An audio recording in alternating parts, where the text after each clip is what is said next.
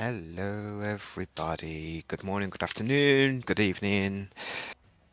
Don't know where all of you guys live. All right. Good night. Yeah, exactly. It's appropriate for you, Min.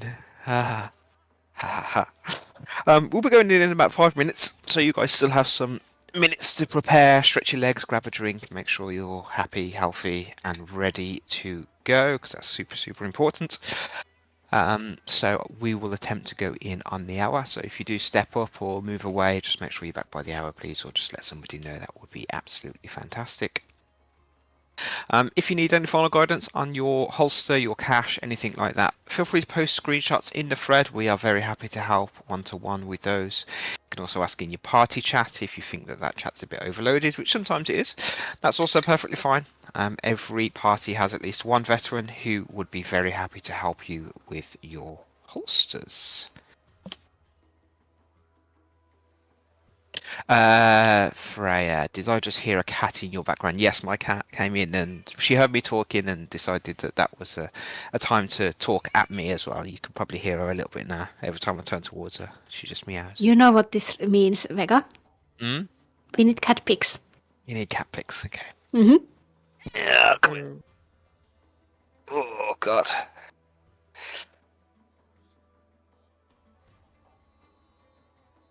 Let's see if I can get one where she's not exactly... Licking yourself? Well, not exactly moving constantly. Okay, that was a good one. Yeah, okay, here we go.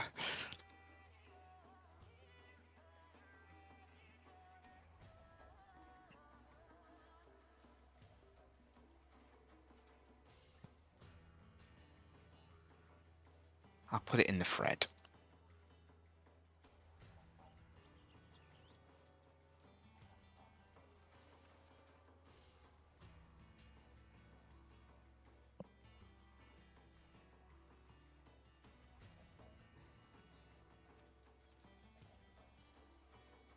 Airplane, yes, that's accurate.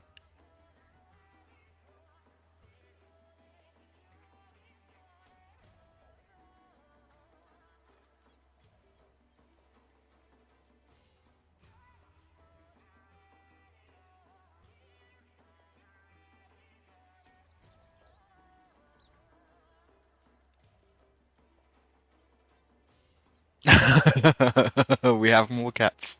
Oh my god. Look at the belly. Oh, they're awesome. That is an invitation if I've ever saw one. It's a trap. It's a well, yeah, an invitation to that's accurate. Invitation to lose your hand. Oh, good. Cat pictures are always really, really good and really appreciated. All pets, actually. We do have a pet store channel. We see all manner of pets in there.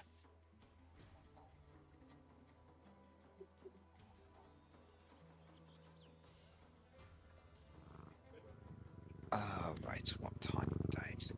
Okay, got a good minute or so yet. We hear cat purring.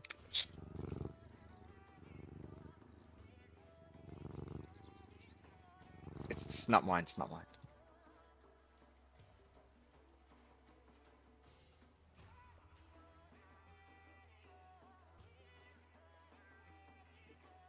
Pup's very welcome.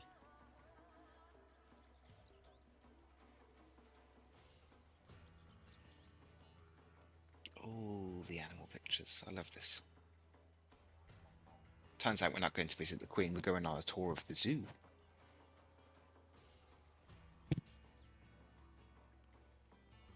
Ooh, the petting zoo. I'd say the pet store. Yeah, the pet store, exactly. I'm going to do a quick ready check.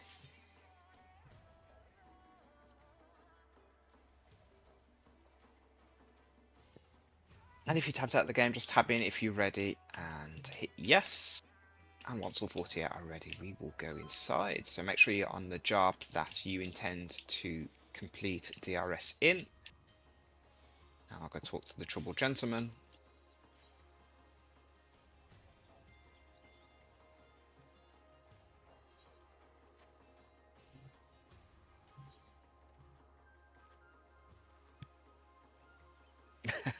Andrak, that's so good.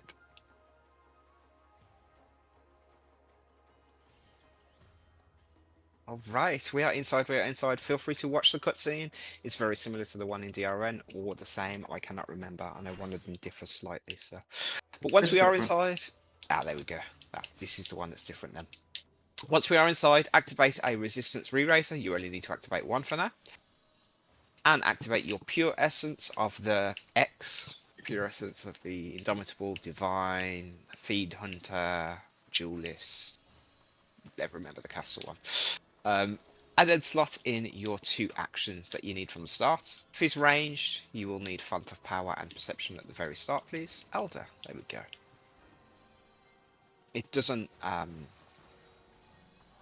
match the image in my head. We do have a Caster Excellence at the start, and we do have Caster and Physical Excellence for both of the fights near the end. One thing to mention, do not step on the glowing portals. Please do not step on the glowing portals. It's very important that you don't step on them, because if you step on them, you cannot come back. Oh, hang on, I'm going to have to remove the cat. She has decided that my chair is now a climbing frame. Okay, that'll do. Alright, so yes, Pure Essence is on, Re-Raisers on, slot in your 2 actions. Once you have done that, you can approach the cache and load up your holster with all the good stuff that you'll need for all of the run. If you have any extra capacity, please, please, please bring along some... sorry, heavily distracted. Bring along some extra re-raisers if you are new. Extra re-raisers are always fantastic because they are used when you die. Very important.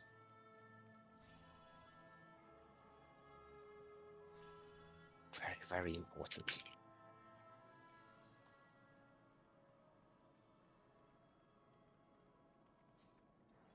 Okay, so Pure Essence is on, Re-Raisers active. Slot in your 2 actions, and then load up your holster. 11 space, what do? Banner, slash, light curtain.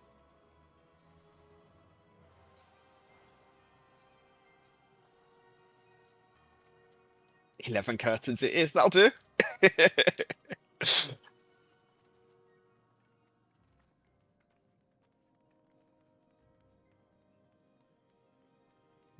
All right, and once you are ready, if you are on the slime side, A, B, and C, you'll go to the A marker, the red marker, and stand on that.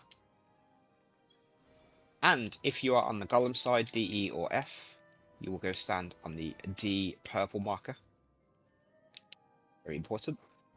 If you don't know which party you are, you can ask your party lead. What party lead, you can proactively tell people which party you are.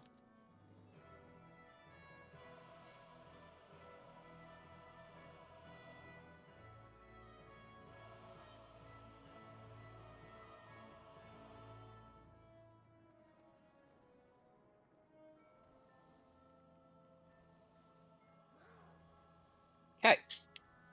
And if you think your party is ready, they have all the actions that you think they need. Please do a ready check.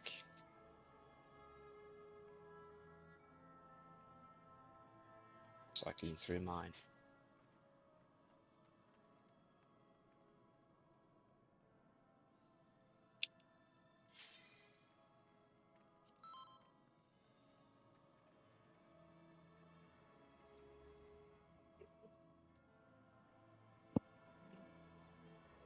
Very sensitive microphone today.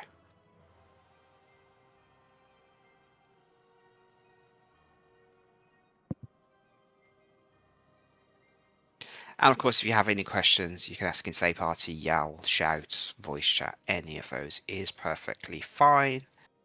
We'll be happy to answer them. We'll also be doing periodic ready checks at all of the fights. If at any point you're concerned about something, or you have a question or a statement, or something is not unclear, you can hit no, and we will get those questions answered for you.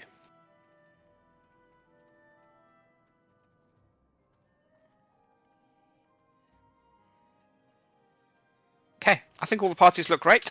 So if you're on the Golem side, D, E, and F, you're going to drop down one voice chat, please. So drop down one voice chat. We will see you guys at Trinity Seeker, and Ausmin will be leading you on the Golem side. Good luck. If you're in the Slimes party, you'll stay in this voice chat. I'll lead you through Slimes, and I should update the roster so that my assignments are correct.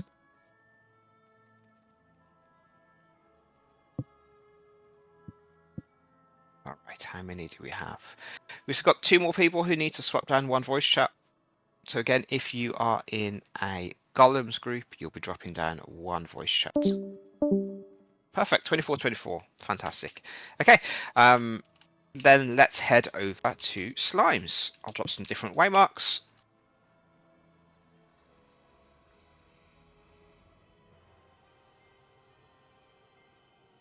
Wonderful.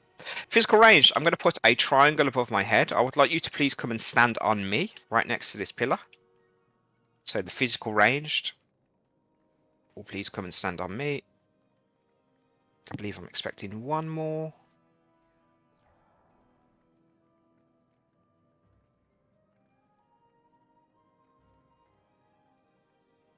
Ah, there we go. Awesome.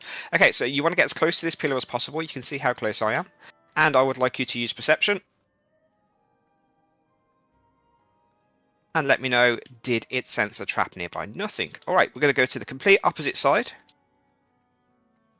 And we're going to get as far into the corner as we can. And please use it here. Yeah. We've got a trap in room number 1, a trap in the middle, and a trap in the north rooms. Wonderful. Okay, before we do some explanations, I'm going to do some assignments. I'm going to call out some names, and I'm also going to call out a number. If you are the tank with that number, please put that number above your head and then go stand in the numbered way markers. Anybody else, if I call out your name, go and stand in the numbered way markers.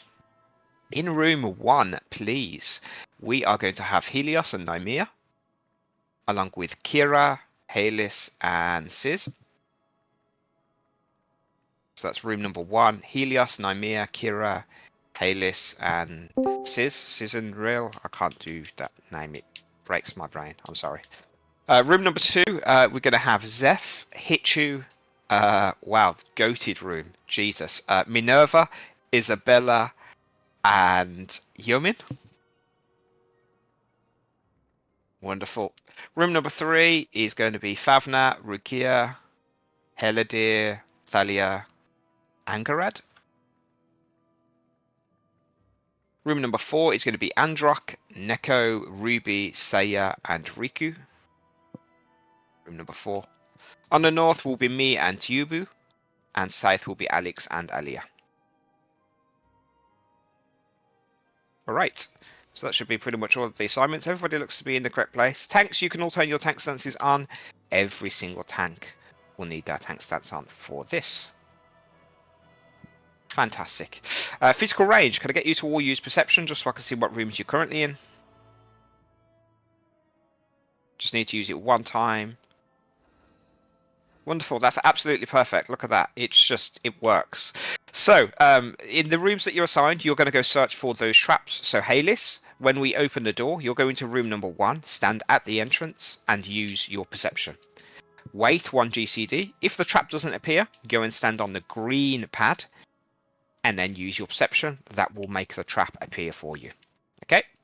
The trappers for rooms number 3 and 4, you will go into the corridor first. There is a trap in the middle of the corridor. So you guys, you need to continue using perception until you find that trap. Go nice and slow. You've got nothing to sprint about. You can wait 1 GCD in between using perception. That's perfectly fine. Once you found the trap into the middle, go to your rooms and stand in the entrances. Use perception. Wait 1 GCD. If you do not find a trap, go and stand on the green pad and then use perception there. Only one of the north rooms will have a trap in. Okay? So there will be 3 traps in total. 1 in room number 1, 1 in the middle, and 1 in the north rooms. Very important. Alright? Okay, so on the slime side, we have 3 enemies. I'll explain what they do in order of importance. On the north and south of the corridor, there'll be some soldiers that are spawning. Me and Alex will pick them up and take them slightly out of the door. They just need to be tanked and they need to be killed. Healers, you can also damage them down and keep an eye on your tanks. Second set of mobs that I'll explain is the red slimes. Red slimes continuously spawn, and they will spawn only in the 4 rooms, okay? So the red slimes will spawn in the rooms. DPS, your single and sole job after the traps have been found is to target the red slimes, take them to the corner furthest away from the door, and kill them in that corner. That is your sole job. Target the red slimes, pull them to the corner, kill them. Okay? You never need to target a soldier, you never need to target a green slime. Pull the red slimes, take them to the furthest corner from the door, and kill them. That is it. And now the green slimes. The green slimes are where the show begins. The object of this encounter is to fill the green platforms by covering them with one large slime. Okay? Now, every time you merge 2 slimes together, it gains a stack effectively. So for instance, if you have 1 slime and then another green slime touches it, they will cast fusion, merge together and go up to 1 stack. If you add another one, it will go to 2 stacks. Okay? Once a slime reaches 5 stacks underneath the HP bar, it will begin casting Rupture and Explode. It cannot be moved once it has begun casting. Okay? We need all 4 of the green slimes that we're going to build to explode at the same time, dead center on the green pads, please. So the way we'll handle this is the green slimes will continuously spawn in the middle corridor. Tank number 1, you will pick up the first 3 green slimes, you will take them to the number 1 room, which is the bottom left, and tank them on the green platform. Eventually they will fuse together, gaining 2 stacks. The second wave of green slimes, tank number 2, will pick them up, take them to the green pad on the bottom right, and they will fuse together. The third wave of green slimes, tank number 3, you'll pick up 3 green slimes, take them to the green platform top left, and let them fuse together. And then the fourth wave is wow, we got some veteran tanks today. Is the 4 tank. You'll take them to the top right, and let them fuse together. At this point, all of the tanks should have green slimes that are at 2 stacks, and now we rely on the healers for each of the rooms. So if you're currently standing on a numbered way marker and are a healer, it is your job to then begin feeding green slimes to your tanks. On the 5th wave, healers 1, 2, and 3, you'll pick up 1 green slime and take it towards your tank. Tanks, you can use your ranged attack to get aggro off your healers. Wave 6, 1, 2, and 4, you grab 1 green slime from the middle, take it towards your tanks. Tanks use your ranged attack. On the 7th wave, healers 3 and 4, you'll grab 1 green slime, take it towards your tanks. They will use their ranged attack. At this point, once all of them have fused together, all of your green slimes will be at 4 stacks, which means we only need 1 more each to be able to clear slimes. And because we need all of them to explode at the same time, we get the last green slime at exactly the same time. Okay? For the final wave, the 8th wave, what will happen is all healers will grab 1 green slime each from the corridor, take it slightly inside the room to where the markers have now been placed, and wait. Okay? Once all 4 parties are ready, I'll do a vocal countdown like 5, 4, 3, 2, 1, and then all tanks will provoke the last green slime. Make sure the green slimes touch, and then they will fuse together, gaining their 5th stack, and begin casting Rupture. As long as they were perfectly centered on the green pads, we will be very, very okay. Right. That is the majority of the explanations. I know there was a lot to explain about green slimes. They are a tricky mechanic. But if you have any questions, please say no to the ready checks that are going out now.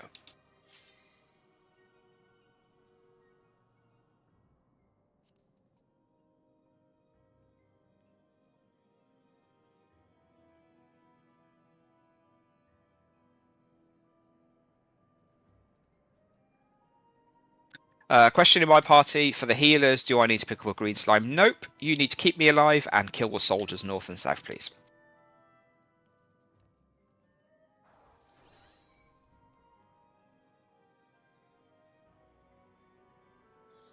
Right. Is everybody ready? Double check that your tank stance is on. And countdown is going to start now.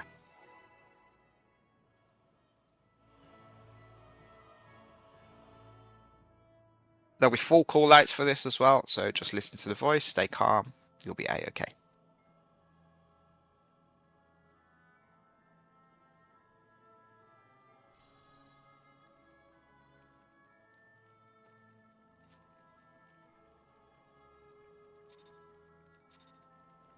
Three, 2, 1, in we go. Let's find the traps first, please, and tank number 1, you can get ready. Tank number 1, grab 3 green slimes, take them to the number 1 room. Tank number 2, you can get ready and start killing the red slimes. All traps found, start killing the red slimes. Tank 2, 3 green slimes, bottom right room. Tank 3, please get ready. Tank 3, 3 green slimes, take them to the number 3 room. You can pick up the soldiers.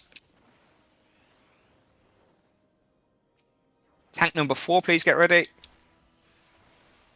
And tank number 4, 3 green slimes. And take them to your room. Alright, healers 1, 2, and 3. Healers 1, 2, and 3. 1 green slime each. And take it to your tanks.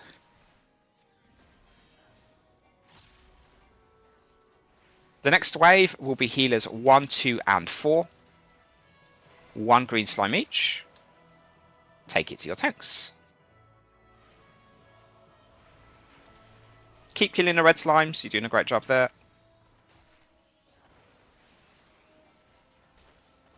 Okay.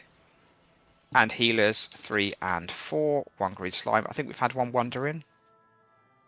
Yeah, that's fine.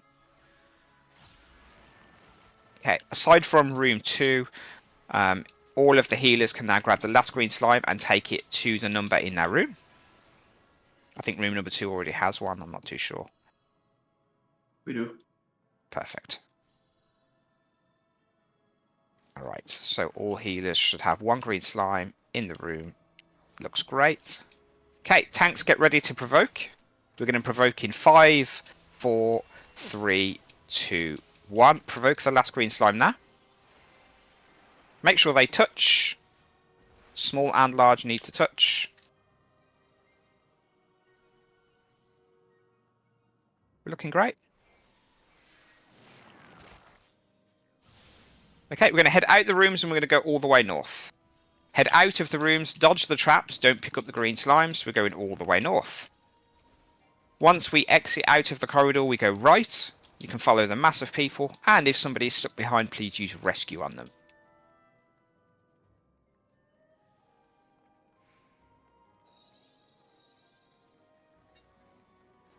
Don't worry about the green slimes, but the soldier, we can kill them.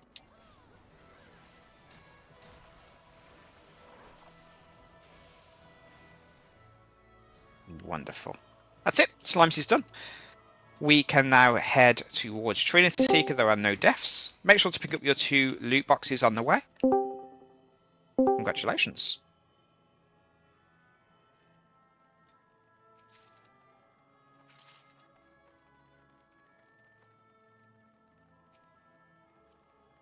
All right, I'm just waiting for the last few people to join us here in voice. I also know that 2 people are going to a different voice.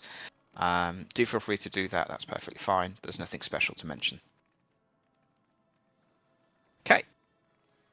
All right. So, first things first. Tanks, you can all turn your tank stance off. Our main tank will be Favna.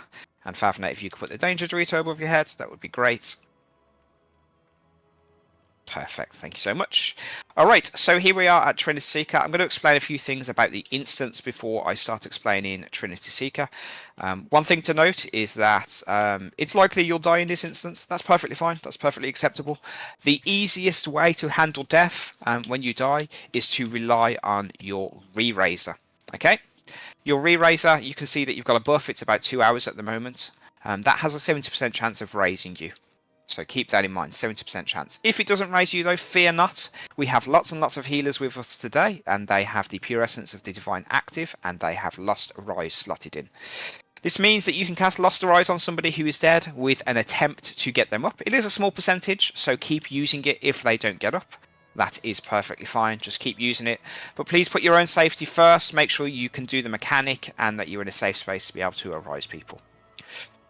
The last herald for resing is also the LB3 for healers. Okay, please don't use any LB until I say to do it. And if I say to do it, it will be because I want the healers specifically to use it to get everybody up.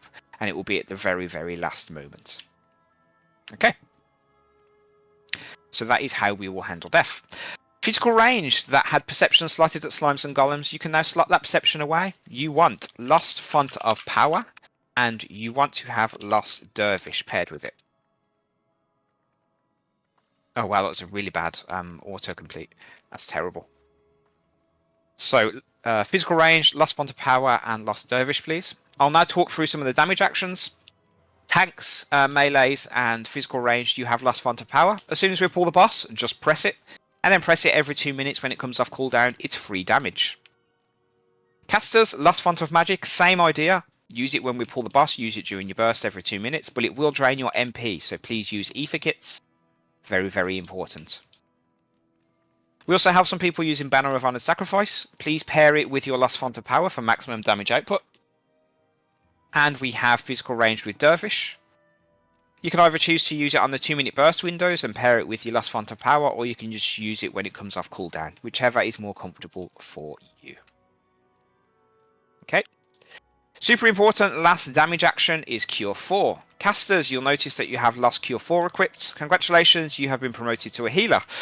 The reason I say this is Lost Cure 4 is a very, very potent heal on your entire party that is in range, but because you have Pure Essence of the Elder active, it also gives your entire party a 60-second bravery buff. So what this means is you want to use Lost Cure 4 at least once every minute and definitely after every raid wide. And it gives your party the raid buff. Okay, if you don't know what this looks like, please feel free to press your Lost Cure 4 now. You'll be able to see that your entire party gains a bravery buff, which is very important to keep up for maximum damage throughout the entire raid. Okay, Spellforge and Steel Sling, not used right now. We use it on the second main fight. Okay. I think that is the majority of the raid type stuff. So chain is being sorted. That's fine. You can use Yell Chat to negotiate a chain order. I believe we've only got one ninja. I believe it's Kira. We just go and double check. 2 ninjas. Wow. Kira and Ashelia. You guys duked it out already.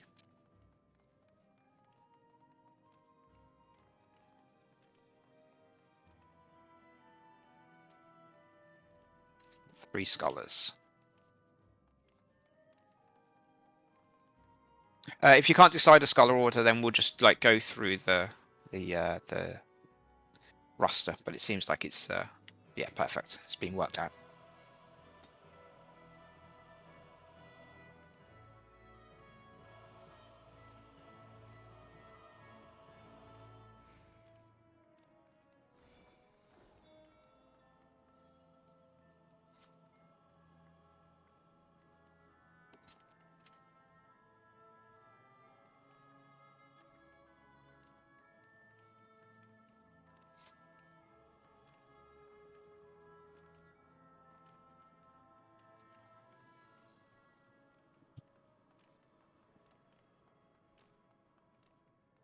Okay.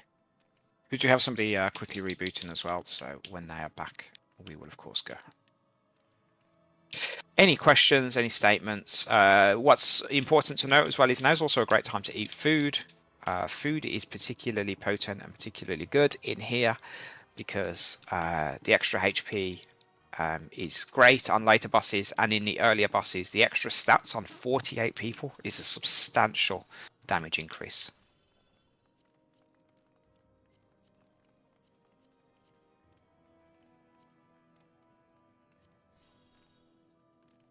It's orange connecting. Okay, I'm just going to reset the voice channel 1 second.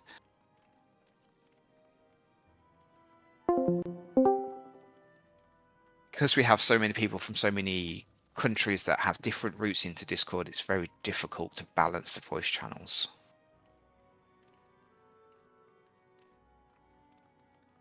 Yeah, Discord moment. But theoretically, everybody should be able to hear right now.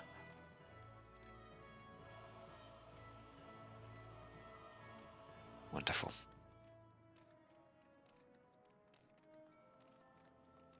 All right. Perfect. Let's do ready checks.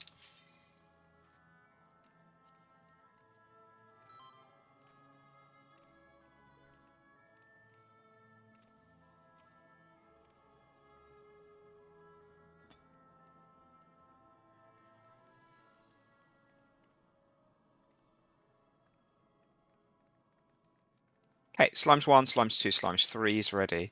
Golems 1, Golems 2, Golems 3 is ready. Perfect. All right. Favna, if you want to do the countdown, and then we'll go on your command.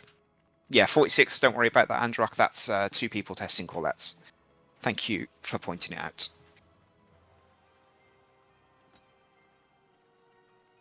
Oh, sorry. I didn't even explain Seeker. Apologies. Apologies. Should I Yeah. cancel? Yeah. Yes, please. Yes, please. Wow, that was crazy. I'm so sorry. Thank you for stopping me. It's very important. So I'll do some very brief Seeker explanations. So Seeker is a very fast version of the normal mode with a few extra things. For swords, I will call it boss relative. So you want to remain behind the boss at all times, and the main tank will be in front. Reason being is the tanks are really big busters, and they are also area of effect. So they cleave, you don't want to be in front. So remain behind the boss at all times, and my sword cleaves will be boss relative. Okay? When I say boss relative, you check which direction the boss is facing, you should be behind them. And if I call left, left, right, right, it will be left of the boss for 2 slashes in the safe place, and then right for 2 slashes in the safe place. I may also call left, front, front, right, in which case you will be left for 1 slash, in front of its face for 2, and then on the right for 1. Okay? So that's for the slashes. There's also a hide and knockback mechanic. You can see the 4 barriers around the arena. If it's hide, you get behind on one of the letter markers, and if it's in front, it will be knocked back on one of the numbered markers. There's a sand or stone mechanic. You can see the rings. There is some sand rings and some stone rings. I'll call out which one is safe. So if I call everybody stand on sand, you stand on the yellow sand. There's also a mechanic that you might have seen in the first Final Fantasy XI 24-person raid, Juno, which is where a white orb spawns. You look away from that. Then there will be a purple pink flower. It doubles in size fairly quickly. And also a crisscross pattern that you need to dodge. Okay, so look away from the orb, move away from the flower, dodge the crisscross.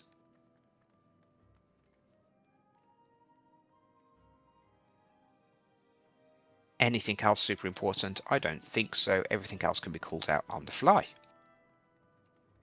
Alright, let's do ready checks for real this time. Again, swords will be boss relative. Just stay behind the boss at all times. Autopilot mode.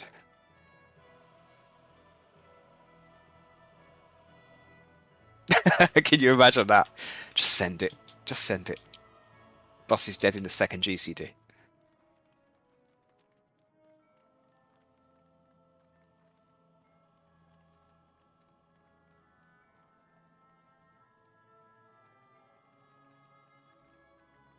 Blind prog run. Imagine that.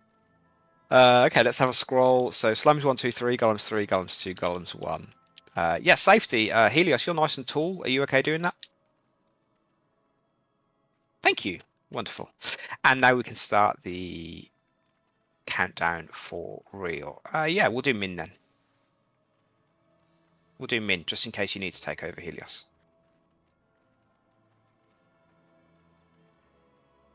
Alright, let's do the countdown.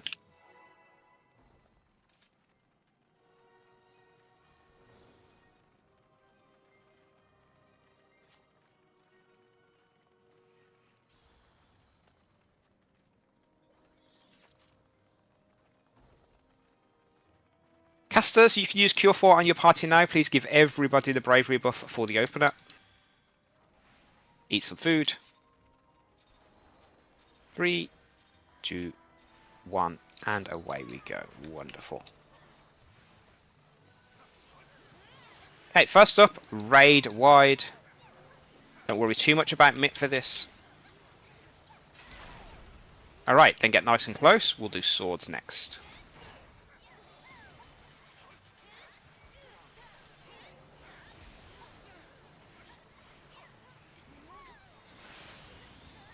Okay, let's see where we're going. Wonderful, it's left, left, right, right. Left of the boss first. Left for 2 hits, and then we move towards the right. Stay nice and close. Here's the first hit. And the second hit, we move right. Stay for 2 hits. Look away from the white orb. Move away from the pink flower. Dodge the ice grid. Wonderful. We get behind the boss.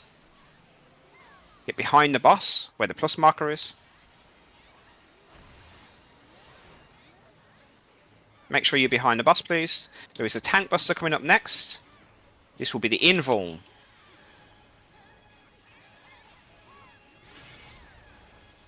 And a second tank buster is coming up. Make sure you stay behind the boss, please.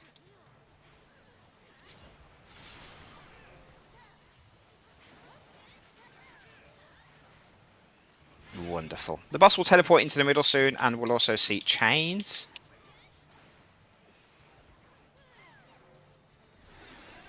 Okay, get ready to break your chains by moving apart and then hide behind a barrier. Break your chains, hide behind a barrier. Any letter will do. Behind a barrier.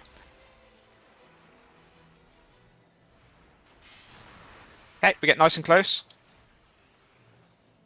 There'll be some Ifrit dashes in that, so we want to be close to the boss to dodge them from the outside.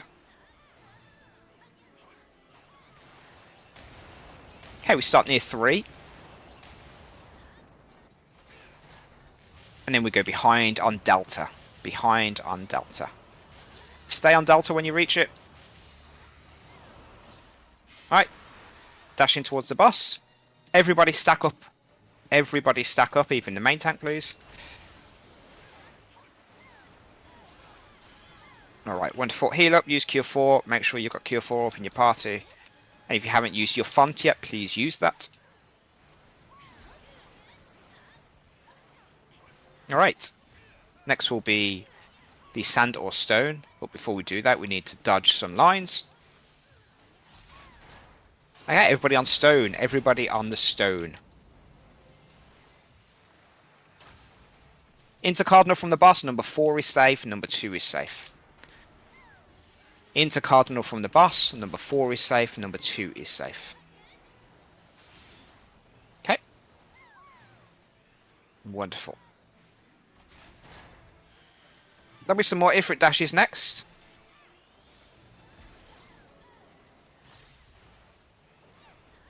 Stay close to the boss. And we start at 1. Okay. And where the boss is facing. It'll be left, right, right, left. Start between 3 and 2. Left, right, right, left. We move after 1 hit. Move. Wait for 2. Move back. Look away from the orb. Get away from the flower. Dodge the ice grid. Don't worry about uptime, it's very okay. Get ready to break your chains. Break them by moving apart. Go to Narnia if you have to. And a raid wide. The tank buster is next, so make sure you stay behind the boss, please. Everybody behind the boss. Let the tank take the tank buster. Just a normal, standard one. And then afterwards, the boss will go into the middle.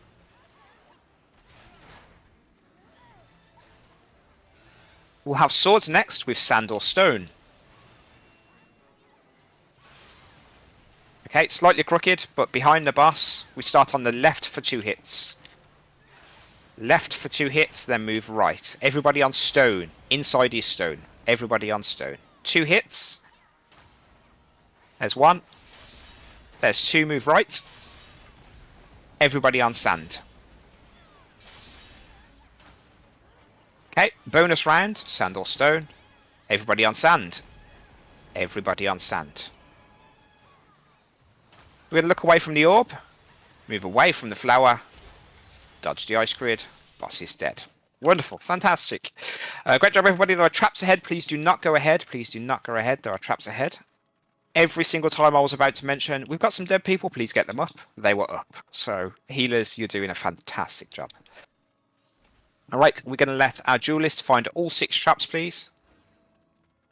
I didn't mention rend order, but it was sorted in Yell chat already.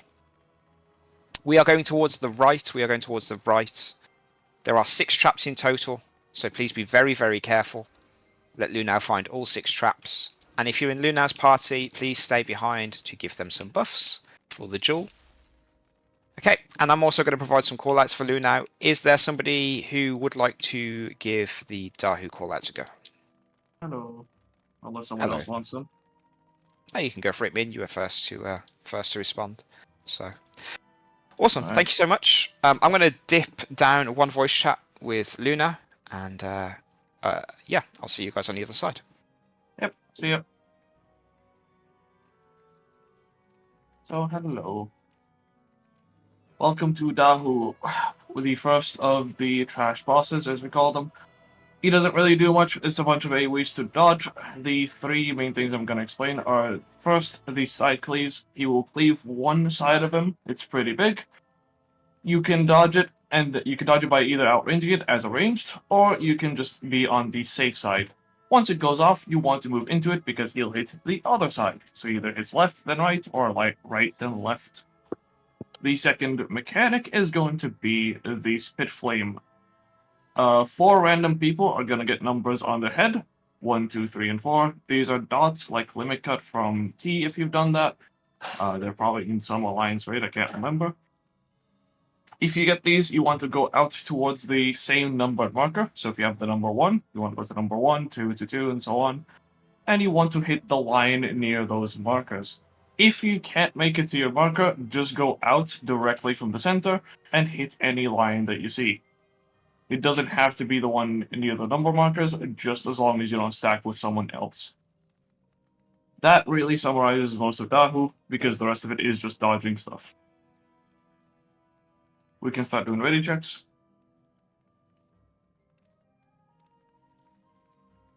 And for the duelist party, you can go to the 3-way mark, because you can't do ready checks right now. Which party? So if you see Lunao in your party, just go to the 3-way mark. Let me know when that party's ready.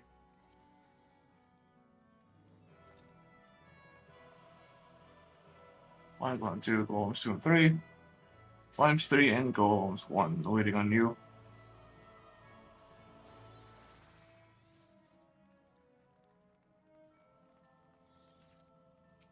Favna, please pull Dahu slightly south at the start.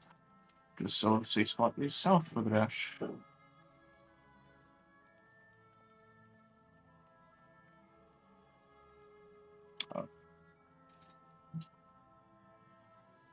Golems 1.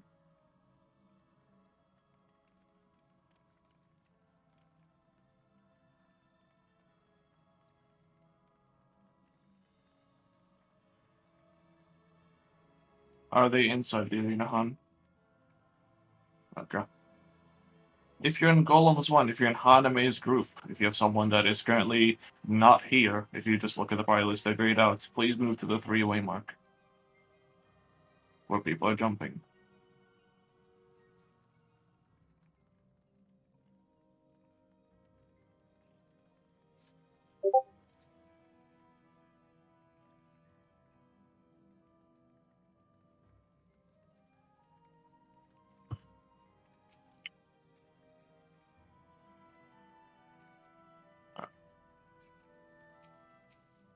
Unfortunately, not moving does mean you probably die in the fight, so we are not going to pull just yet. Okay, there we go. Everyone's ready. You can count down.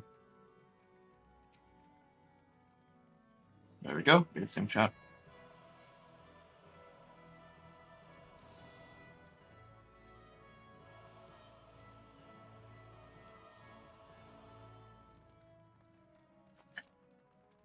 Pulling in 15. You can use some actions.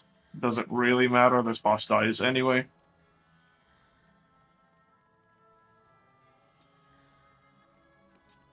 Three, 2, and 1. Let's go.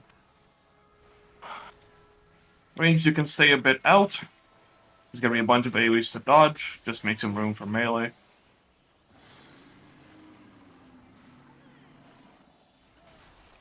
And then more AoEs to dodge. The boss is gonna dash towards the north, should be. Yep. Stay towards south, he's gonna come right back. And away from south, direct south. Yep. Dodge the cone, then drag the boss middle. Ranged, you can just stay all the way out on the wall, and you just dodge the everything automatically. Melees, you can go in for uptime, you just dodge the lines. And soon we're going to get the number, so again, you want to check your heads. If you have a number, you want to rush to the waymark. If you can't make it there, just hit any of these lines. It does not matter which one. Check your heads, 1 to 1, 2 to 2.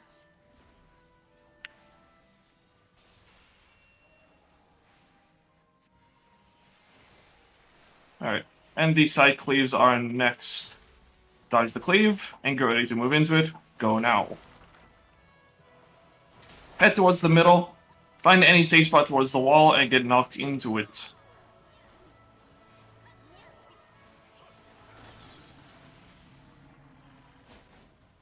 Go back in, and the boss is going to do a bunch of cones rotating around.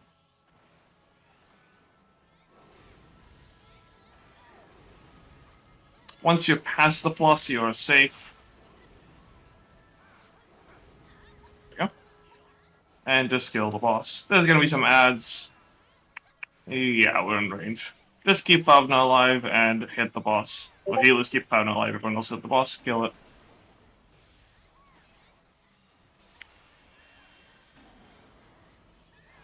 You can start mitigating.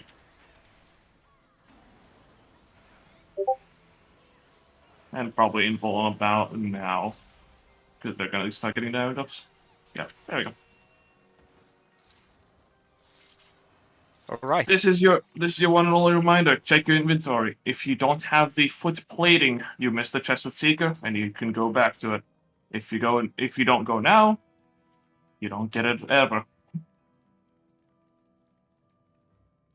And back to there you go. Thank you, guys. Jewel was a success, which is great. Some more damage for the rest of the raid. And we're going to head to Queensguard. I've ran some images in the thread. So once you reach Queensguard, if you could open them up and just have them to the side whilst I do some explanations, that would be fantastic.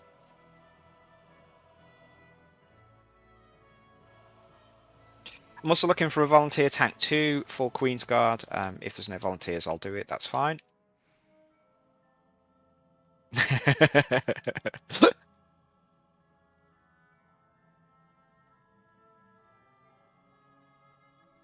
Need to drop waymarks. The correct waymarks this time. Awesome. Alex, I'll let you do it. And if you feel unconfident, I'm there ready with you. So no issues there. Please put number 2 above your head, Alex. And Favner, if you could put number 1 above your head. Let me know if you guys are okay with using your invul and picking up your own turrets. That would be fantastic. There's enough time to invul, but it should be. I used it on ads. Yes, yes, there's enough time. There's explanation still, don't worry. Indeed, yeah, indeed. I'm also looking for a north 1 tank and a south 1 tank, just for the orbs. I'm gonna close my door. Hey, Aiko, if you could do the north 1, please, that would be great. And just one for south 1. It's a perfectly good newbie duty to do as well. So if you're a tank and you want to do some stuff, there we go. Andrak, south 1. Perfect. Fantastic. For north 2 and south 2, it will be a call out. So just listen for those. Okay, so here we are at Queensguard. And what you can see here is we have all 4 of the guard in front of you, blocking our way. And you've seen some of the stuff in normal mode, but this fight is quite different. The reason it's quite different is we pull the mobs as normal and all 4 will be on screen, but when they disappear at 80%, they will respawn 2 by 2. Okay? First that respawns is the Knight and the Warrior, the tanks, and these mobs need to be kept apart.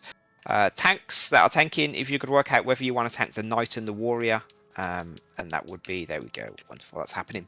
So we need to keep these apart. So what will happen is the Warrior will go to the side of the arena on the right hand side, past the Bravo, all the way towards the wall. After that, the Knight will be pulled into the middle, and this will be enough distance apart that they don't tether. Okay. Once that happens, the first thing we'll probably need to do is apply Spellforge or Steel Sting. This is the only fight in the instance where you need Spellforge or Steel Sting, but what you'll essentially need to do is I'll call out which one to apply to your entire party. For instance, if I call out apply Spellforge, you apply Spellforge to your entire party. If I call out Steel Sting, you apply Steel Sting to your entire party. During the countdown, you can apply Steel Sting to your magical and Spellforge to your physicals. This will half the job that you need to do when we get to that mechanic. So that should help you out somewhat. Okay, we'll also need a Dispel on the Warrior. When it casts a boost, it requires a Dispel. I do see that we have the Dispel in Yell chat. I also realised that one of the persons who couldn't come today also was assigned Dispel, but they're not here. So Hitchu, thank you so much. I really appreciate that. Okay, apologies, minor distraction. There we go. Okay, so once we've dealt with the Dispel, we will also have... oh, I haven't talked about bombs. Yeah, so bombs. There are 2 types of bombs, large bombs and small bombs. Okay, the large bombs and the small bombs will be very obviously different, and there will be one mechanic. It'll either be a knockback or it will be bombs on the edge. If it's a knockback, we knock back from the letter markers, and I'll tell you which one to knock back from. If it's bombs on the edge, you take one of the bombs on the edge, okay? But there is a way to differ this mechanic, and it is the tethers. If you receive a tether, you'll also get a debuff when the tether disappears. That's like a little set of scales that you can see in the run thread. If you get a debuff, you need to pay attention to the first part of my callout. The callout will be something like, if you have a debuff, if you got tethered, if you have a debuff, take a large bomb, okay? So check, do I have a debuff? I do. Wonderful, I take a large bomb. If you don't have a debuff, you do the opposite. You take a small bomb. Okay, so the call out is initially relevant for those that have the debuff. It may also be something like, if you have a debuff, take a small bomb. In which case, if you have a debuff, you take a small. If not, you take a large. Alright. So that is the bombs. And then, yep, we'll do the Dispel on the boost. And then there'll be another set of tethers. And these tethers define which puddle you go to. If you receive a tether, you'll also get another Scales debuff. And you go to the green puddle, if not purple. We'll activate Sprint and we'll run towards the middle of the arena. And the Knight will do either an in or out mechanic. Only one direction is safe. If it's in, you stay nice and close to the Knight, hug it, but only in the direction that's safe. If it's out, we go out and away from the Knight in the single direction that's safe. Again, I'll call that out. Once both of those are dead, the Soldier and the Gunner will spawn. Soldier will be taken to the wall, and the Gunner will be moved into the middle afterwards. And then, basically, we'll see the mechanic that you have seen in the Alliance raids, the Bozjaaaaaaaaaaa Alliance raids, where essentially you get a circle underneath your feet, and one side of that circle is broken and open. You need to point this open side towards the Gunner in the middle. Once it jumps and does its attack, you need to very quickly turn and point your open side to one of the arrows on the side of the arena. Okay, it's perfectly fine to have downtime during this mechanic, so don't worry about that. But you point your open side to the Gunner in the middle, and then very swiftly point it to an arrow at the side. There will also be a safe spot that we stand in before this mechanic. I'll call out where that is, don't worry about that. After that, we will have some turrets spawn. These turrets will spawn on D and B and will be picked up by our friendly tanks. Okay. And when they get picked up, we just need to burn them down. Use your full burst on them, use your font of power, your font of magic, all the damage that you have. And we burn them down. When they cast sniper shot tanks, you'll need to use your invuln, please. Very important that you use your invuln when sniper shot is happening. And then we need to kill them before the explosion cast. After that, we'll see fire or ice. Fire, stop moving, stop casting. Hands off your keyboard. Ice, keep moving. And then into the difficult parts. After both of those two have died, we will basically have lots of orbs spawning all over the arena, and the wards, the guards will spawn with wards on the numbered markers. You can only attack the wards on the open side, so they will have shields that are very obvious. Only attack where there are no shields. Okay? Healers, you will need to go to your reflect spots. Okay? So you will need to go to your reflect spots. Now, if you don't know what your reflect spot is, in one of the images in the thread, you'll be able to see one of the last images posted is the reflect orbs picture. The key for this, for instance, is S1 is Slimes 1, G3 is Golems 3. You just need to decide with your co-healer if you are healer 1 or 2. During this phase, you go to the position that's on that map, you wait for the sphere to spawn, and then you activate a light curtain. Okay? Once you activate a light curtain, you get a 13-second reflect. It will do its AoE underneath your feet. You need to stay in that, and it will reflect the damage back at it, killing it. You may need to do this twice because there are 2 waves of orbs. Whilst that is happening, DPS, there will be aura spheres on the north and south of the arena. You need to damage those down as quickly as possible. North 1 tank and South 1 tank, you'll need your tank stance on. Make sure it has aggro when it dies. And then invuln when you get a red dot above your head, please. Like I said before, there'll be 2 rounds. During the downtime, you can attack the ethereal wards on the open side. And then we'll get a second set of reflect orbs and a second set of aura spheres. Okay. So make sure the healer conversation has happened in every party. Hasn't happened in mine. There we go. Wonderful. Happened in mine as I typed. So if you don't see the conversation in your party, then party leaders make sure to prompt it. Yeah, so the bombs, it's not always, tethered, debuff gets the large one. You have to listen to the call out. So the call out will vary depending on which mechanic is happening.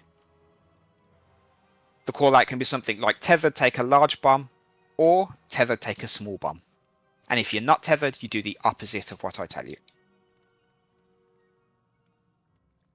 It's very call out dependent.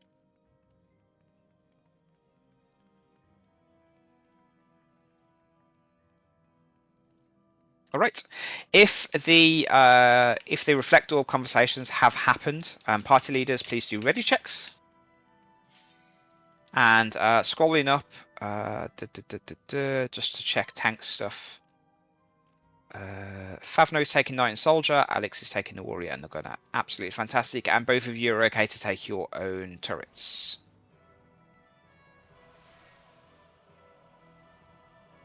Okay, Alex is.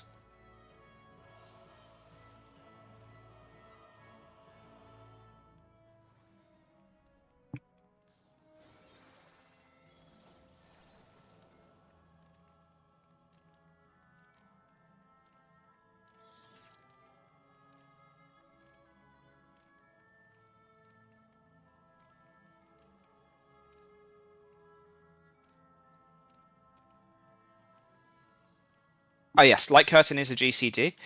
It will consume one of your GCDs. Don't try to weave in heals or attacks or anything like that. Just press your Light Curtain and stand underneath the orb.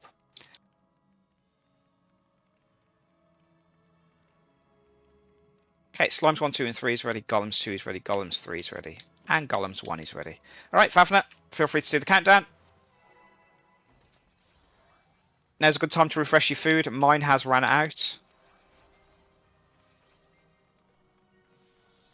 And casters, now is a great time to also use your Cure 4. Give everybody in your party the Bravery buff.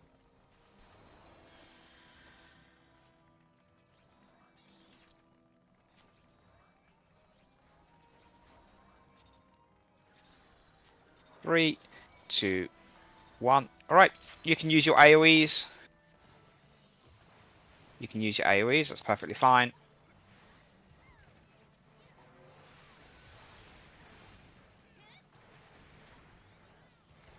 Wonderful. And the first raid wide.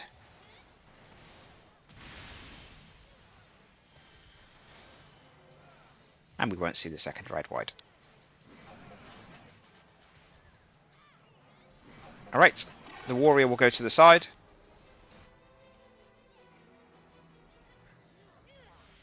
And then the knight into the middle.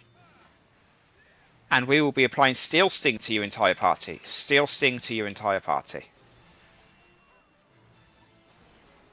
Make sure everybody has Steel Sting.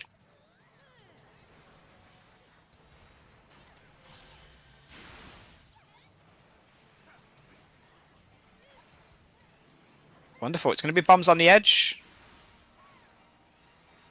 It's going to be bums on the edge. Tethered, take a large bum on the edge. Tethered, take a large bum on the edge. Debuffs, take a large bum on the edge. Not in the middle. Alright. If you drop down first, move towards an explosion that just happened. Okay. Wonderful. And we'll get ready with the dispel, please.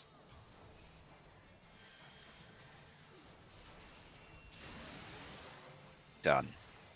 We can get a bit more on the knight, please. There will be a raid wide. You can use Cure 4, heal up your party. Next will be the wind tether. If you receive a tether, you'll go to a green puddle.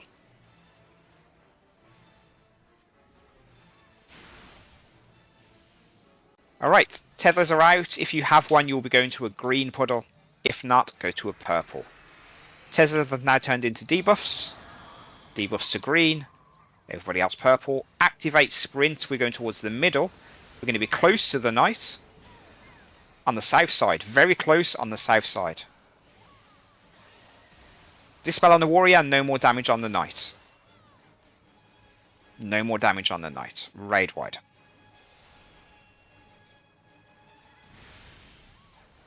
Heal up using Cure 4. We kill the warrior first. Tank busters. And now we kill the knights. That was great timing. Alright, bosses will disappear. We take the soldier to the side first. And then afterwards, we take the gunner into the middle.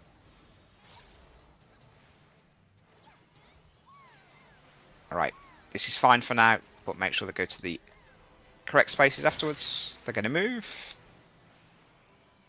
It's very okay, don't worry. Okay, I'm going to tell you where one of the safe spots is. We have to go to that location. Oh, no, they're too close. They're too close. Okay, and the safe spot is near 4. Safe spot near 4. Point your open side to the middle. It's very fine to do downtime. And then afterwards, point your open side towards the arrow. Wonderful. Back on the buses. Thank you so much. Tank busters.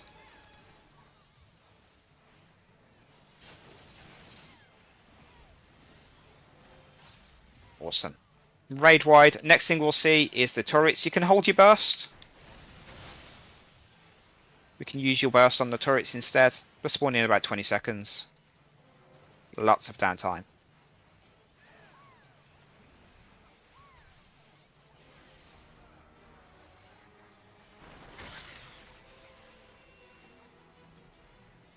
Alright. Turrets on their spawning. Tanks pick them up. Okay. And tanks that are tanking, you can invuln the turrets. Make sure to heal up your Dark Knights, please. You can use Cure 4 and a raid wide.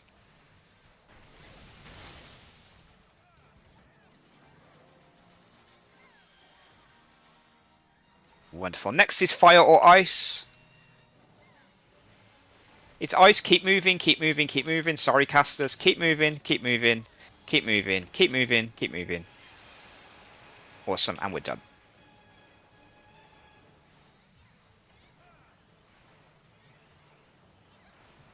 We can kill both of them, that's very okay. Healers, you can go to your reflect positions already. Tanks, north 1, south 1, pop your tank stances on. DPS, get ready to kill the aura spheres on north and south, please. Okay. Kill the aura spheres. Healers, you can use your light curtains now.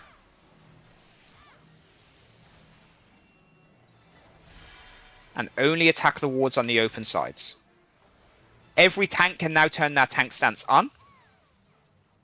Every tank can turn their tank stance on. Healers, you can go back to your reflect positions. Stop attacking the wards. Stop attacking the wards. Only attack on the open side. Healers to your reflect positions. DPS, we're going to kill the aura spheres that are on north and south. Healers use light curtains.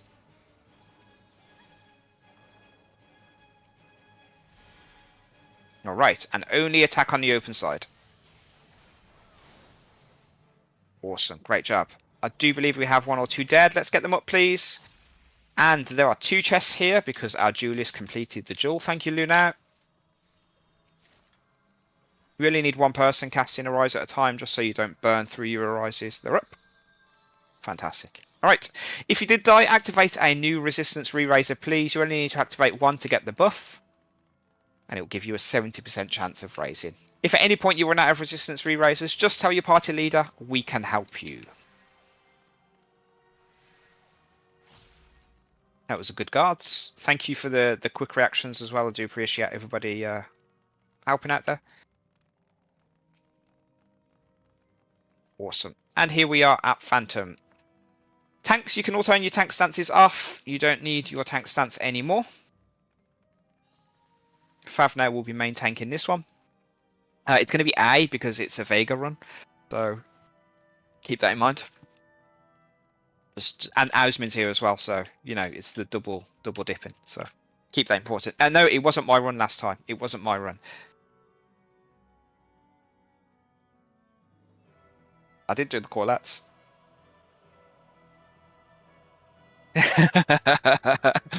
Alright, so here we are at Phantom. Phantom is nothing too serious unless you mess up some of the mechanics.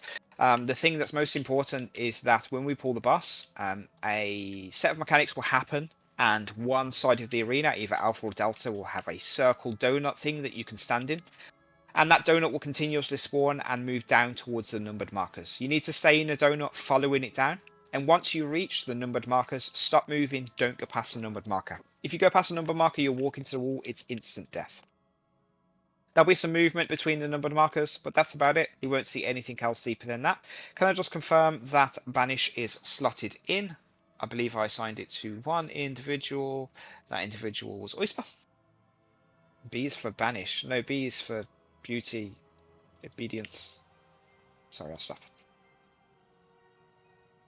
Ooh, some PTSD there. Ready checks. Let's go. Do double check that your tank stance is turned off. I've got half my static here, so.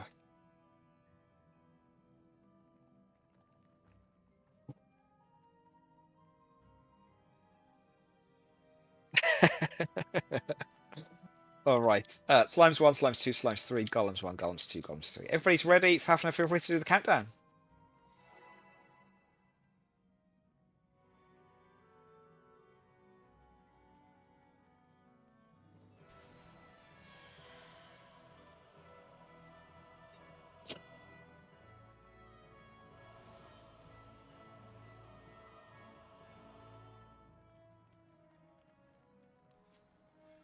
Casters, you can use Cure 4.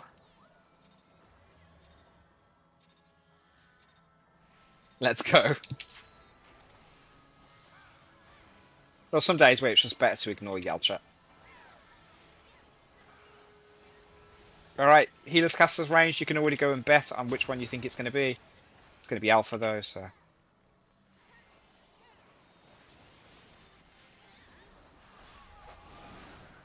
Delta? It's a bad day, guys. It's a bad day. We go to Delta! And we follow the donut down. The donut will shortly spawn. Follow the donut down. Follow the donut down. Wonderful. Once you reach the number 4 marker, you can stop moving. You don't need to go any further. And now we move to number 3. Everybody to number 3.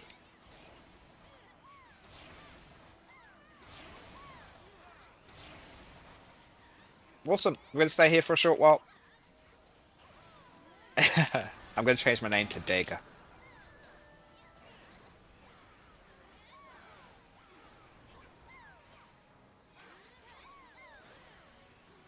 And build up your job gauge.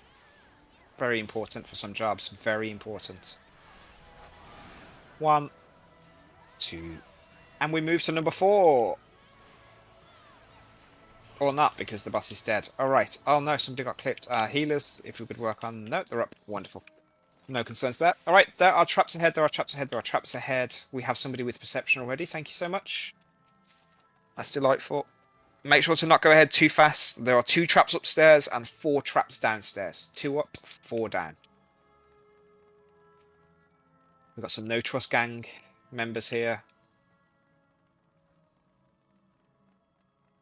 You can walk very slowly around these. And when you get downstairs, there are 4 traps downstairs.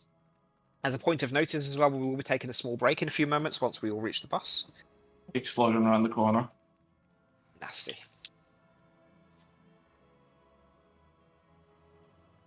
Yes, Cheche. You have to be very careful though. You have to get the distance perfect. What's the question? Does the Black Knight teleport work the same as... It's snapshot based. Everything is snapshot based, by the way. Not even Ninja's guaranteed. But Black Mage is one of the better ones if you have a long distance, because the time it takes to move is the same. So the speed is just depending on distance. Good to know. Yeah. It's like tick manipulation. Yeah, it's not super consistent though. Would not recommend it unless you do it on the edge of the trap. If you want to test it out, you can test it out in DRN as well. It's very cool. Yeah, I think I will test it out later. This time around, I don't have any re-races with me. All right. So we are here. We are at Trinity Vowed. I'm going to run the bot command, and then we're going to take a small break. Okay. We'll come back at around about 3 minutes past the hour. Back at... Sorry, not 3. 13 minutes past the hour. So go grab a drink and stretch your legs and all the good stuff. And we'll come back for explanations. Thank you.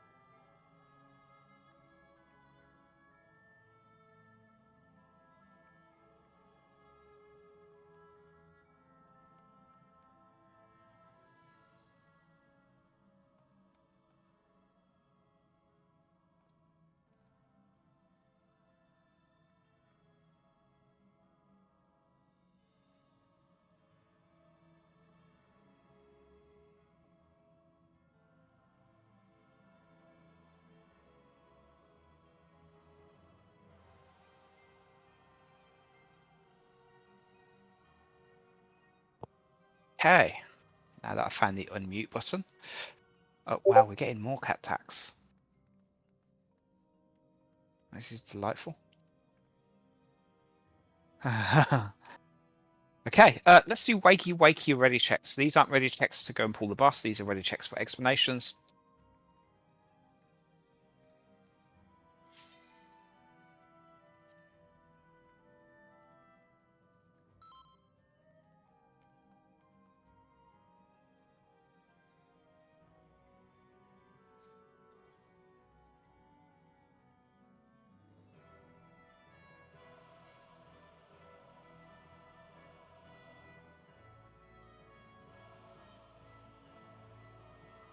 Hey, Slums 1, 2, and 3 are all awake. Golems 2 is awake. Golems 3 is awake.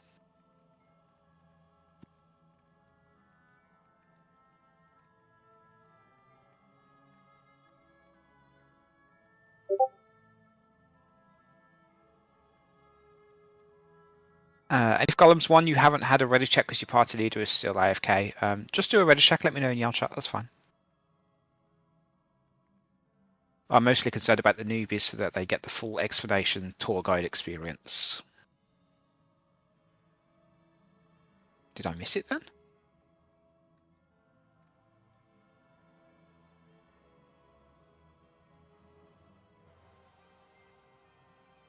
Okay, I didn't. Awesome. All right. Hello, everybody. Welcome to Trinity Avowed. Trinity Avowed is where things start to ramp up in terms of difficulty. Not so much in terms of, oh, I can wipe the entire raid difficulty, but lots of personal responsibility that you guys need to deal with on an individual basis. What that means... I see. What that means is that you need to be able to handle your own mechanics, and it's very important that you do so. But it also means that I can't just blindly call out every single permutation of the mechanic. So you need to interact and use your brain a little bit. So keep that in mind. Okay, first thing I'm going to say is that the raid wides here hurt. They hurt like hell. They do lots of damage, and they also apply a nasty bleed. The way we handle this is by having tanks use Ether Shield for every single raid wide before it happens, and then casters using Cure 4 after the raid wide hits. Okay? So, party leaders, could you please make sure a conversation has happened, or at least one person in every party has switched their banner of Honored Sacrifice or Blood Rage to Ether Shield? Okay? Very important that at least one tank in every party equips Lost Ether Shield, okay? And again, we use it for the raid-wide hits. The raid-wide is called Glory of Bozjaaaaaaaaaaa. Okay? Very important. Second thing I'm going to mention is the Tank Buster is a shared Tank Buster. At least 4 people really need to be inside it to not die. So the shared Tank Buster is a red AoE around the main tank. So all tanks can go in front with the main tank, just do some light mitigation and absorb the damage together. Okay, and then the gimmick here is called Hot and Cold. You have seen it in normal mode. It is a bit more expanded here in the second set of weapons, and also some of the mechanics are a bit more difficult to deal with. The weapons are also in a random order. I'll very quickly explain the weapons, not in the order we'll see them in, but in a order. First thing we'll see, first thing I'll explain is Staff. So with this, the boss will give you a Hot and Cold, and she will also give you a Force March. Okay, now Force March is very important to understand. What you can see over on the right hand side of the arena is where Kyoko is standing.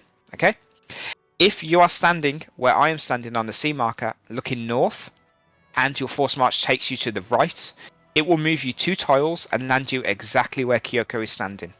Okay, Force March will always take you 2 tiles unless you have something that affects your movement speed, so don't use things that affect your movement speed, please, very important. But yes, for the Staff mechanic, you'll have a Hot and Cold, you'll have a Force March, and then Meteors will spawn.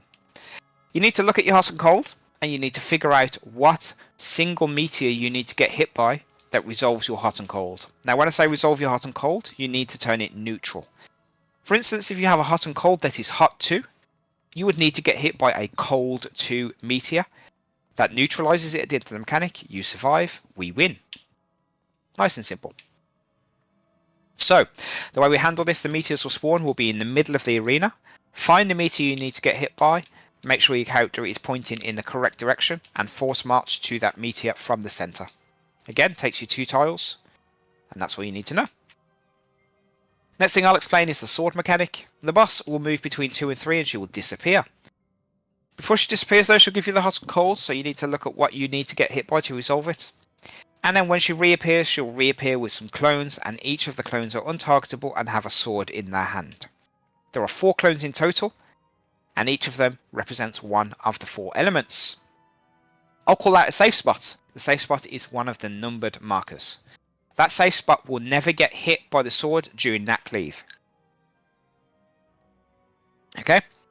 That safe spot will never get hit by that sword during that cleave. What you'll need to do is look around from that safe spot and find the sword that resolves your hot and cold, and move 1 tile away from the safe spot into that sword to get hit by that sword. So go to the safe spot, look around, see if you can figure out which sword you need to get hit by. If not, just stay in the safe spot.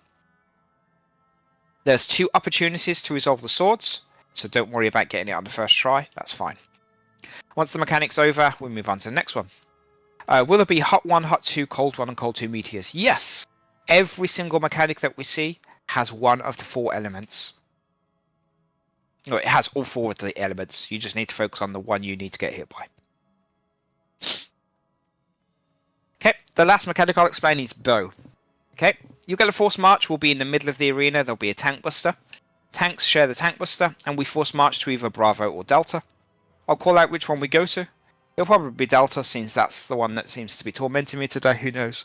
But we force march from the middle towards either B or D, and then you get your hot and cold.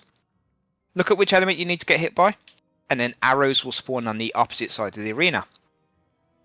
Unlike in normal mode, these arrows do not glow on the ladder game, so the little white animation you're used to won't happen. What you need to do is you need to manually follow the arrow down the ladder game. The golden rule is that it takes every single turn that it encounters on the ladder. Okay, so follow it down, take every single turn that it touches, see where it lands, and then go and stand there. You'll get hit by the arrow, make sure you're not in the firewall, make sure you're on the edge, and your mechanic will be resolved, and we move on. After every single weapon mechanic, there will be a raid-wide Glory of Bozjaaaaaaaaa. You'll hear ether shields up. At that point, tanks use ether shields. Once it hits, casters use Cure 4. Okay, now the second phase is a repeat of the weapon order, but the weapons are slightly different. I'll explain the differences in these weapons.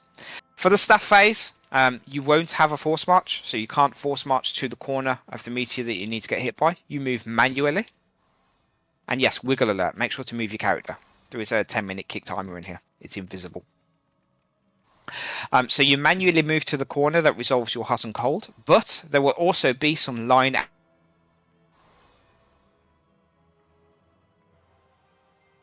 One of the tiles in the corner will be safe. So you can see Kyoko is standing on a white tile on the outside. That is an outside white tile.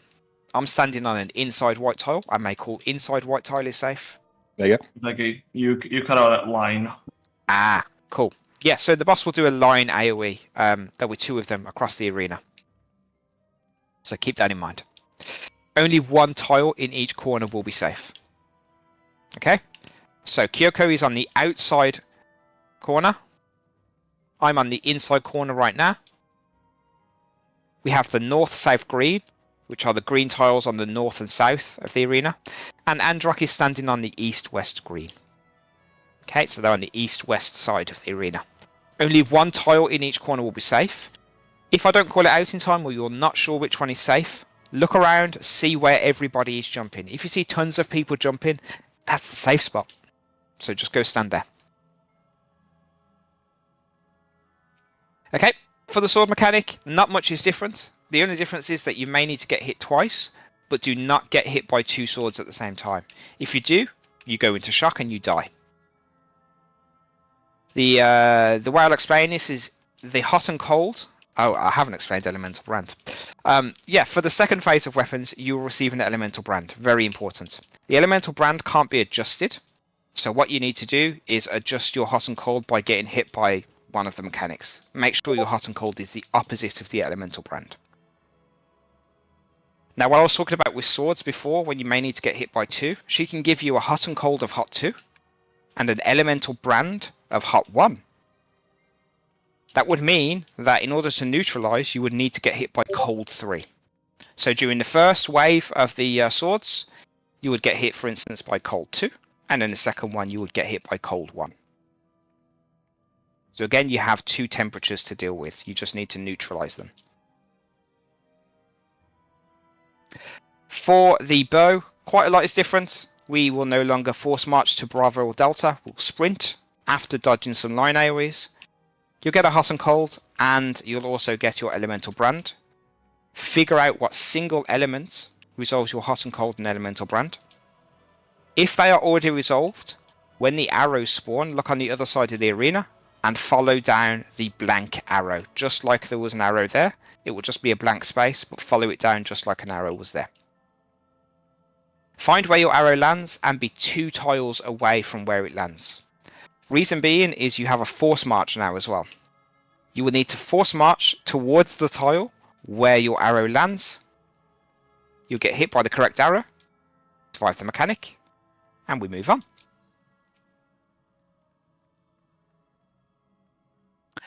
That should be the majority of the mechanics. I apologise, they're a bit of a mess. So we will do our best to hopefully not see Elemental Brand, but we'll see. We'll see. If you've got any questions, ask them in Say Party or Yell Chat or something like that now. And let's do ready checks.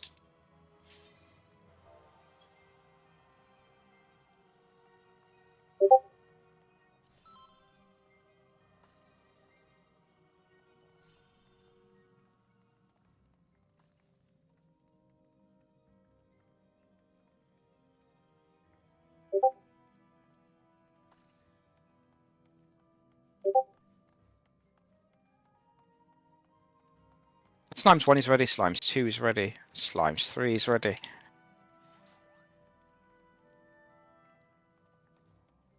Columns 2 is ready, Columns 3 is ready.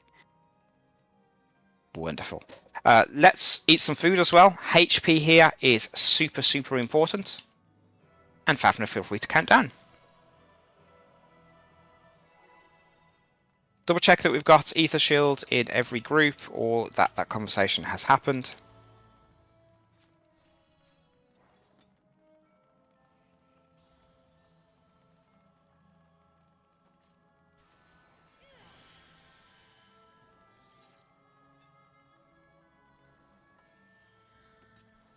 You can use Cure 4 on your party. Give everybody the bravery.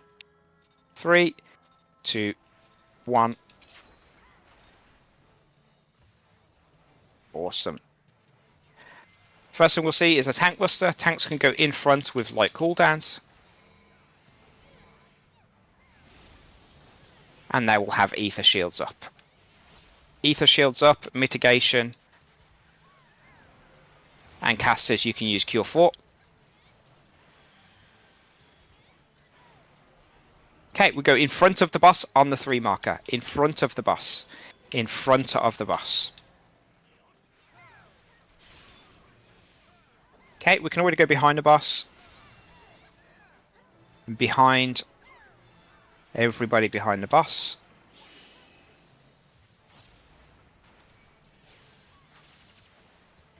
Okay, and we can move away from the boss. Staff, sword, bow. Move away, move away. Alright. She's going to give you a hot and cold. Look at your hot and cold, figure out what you need to get hit by. She's going to give you a force march that takes you 2 tiles. We can go into the middle of the arena. You need to force march to the meteor that resolves your hot and cold. Remember, it takes you 2 tiles.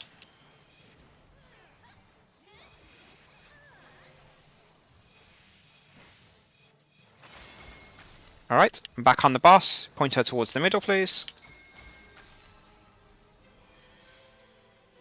Ether shields up, raid wide, mitigation. If you have any death, we can get them up.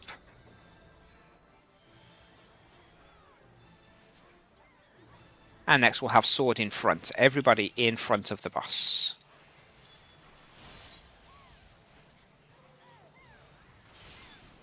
Wonderful. She's going to move between 2 and 3 and disappear. Don't use your burst. You can use your 60 seconds, but that's about it. Alright, check your hot and cold. Figure out what element resolves it. The first safe spot is number 4. First safe spot is number 4. You either want to be on number 4 or 1 tile away. 2 will instantly kill you.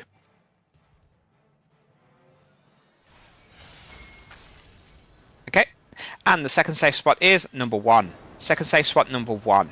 Either be on number 1 or 1 tile away.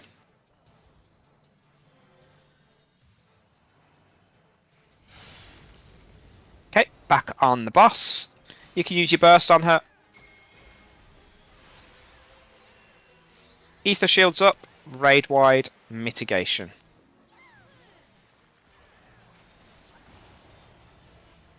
If you do have any dead, let's get them up. Next mechanic will be bow behind. She will automatically move. We go behind the boss. Bow behind the boss. Alright, tanks in front. You'll also see that you're now going to get a quick march. It takes you 2 tiles. Pay attention to which direction it's taking you. Tanks with the light cooldowns. Okay, and get ready to force march. We'll either go to yellow or purple. We force march to yellow B, Bravo. Okay, if somebody dies in the flames, see if you can rescue them out. Rescues could go out now. Look at your hot and cold. Figure out what you need to get hit by. The arrows are now going to spawn. It's perfectly fine to do downtime for this. Follow the arrow down the ladder game manually and see where it lands. Move there and wait.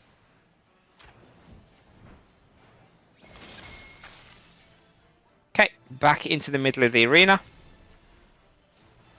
Ether shields up, raid wide.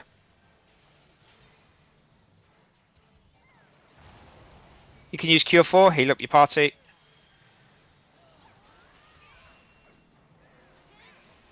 Okay, and we do staff away. We do staff phase 2. Move away from the boss. Back in, nice and close.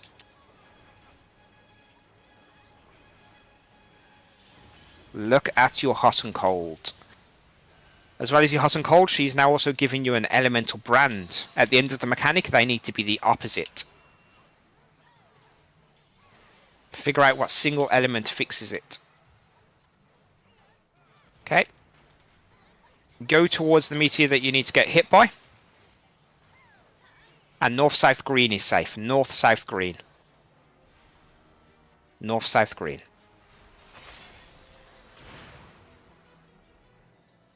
Alright, back on the boss. Ether shield, raid wide, mitigation. We don't need to point her in or anything, she's going to die. Alright, use Cure 4 please, use Cure 4. And let's get everybody up. We do have a few death. One person, if you're rezzing somebody, please go and stand on top of them. And let's get them up. There's also some loot here. Make sure to pick that up. And if you have never done this fight before, please come and stand on me. I've got the square above my head. We're going to go do some cool things. You can't question Nav like that. He fell over, obviously. If you did die in that fight, now's a great time to double check your resistance re-raiser. If you don't have one equipped, use one. If you don't have any, let your party leader know. We will help you out at Queen with that. That's not an issue at all. It's very fine, don't worry. Alright, follow the square. We're going to go and we are going to take one of the traps. It's going to be a very specific trap though, so don't go blindly walking into them. Alright, this pink trap, you want to get as close as possible. There's no queuing system here, we're not British. I mean, I am, but, you know, we're not all British. You want to get as close as possible, as close as possible. Wonderful. Goodbye, world. Onwards we go. We go through the Trinity of Avowed Arena. All the way through. Make sure you pick up your loot whilst walking through the arena. And then on the other side, there will be a cat statue. And the first person that reaches and touches the cat statue will open up the secret boss for us. Yep. For some reason, the mini in this instance is bugged. Lalafels are the tallest race when you get minis in here. Don't know why. It's great. I love it. Awesome. And we go down the stairs underneath the cat statue. There are traps ahead. There are traps ahead. There are traps ahead. Once you reach and go through the black screen, do not move any further. Okay? Do not go any further. We're going to let our trappers do their things. There are 3 traps in total. You can go to the A marker. Once you see the traps, you can move to B. And then once you see the trap, you can move to C.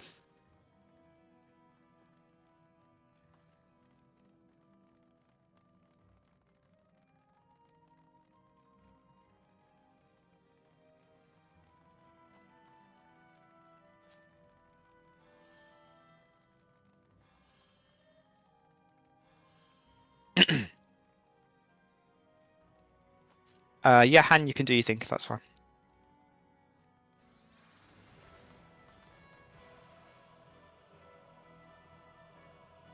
Yep, everybody's safe. Okay, tanks that want to do some kiting. I do believe we had some volunteers who wanted specifically to do some kiting.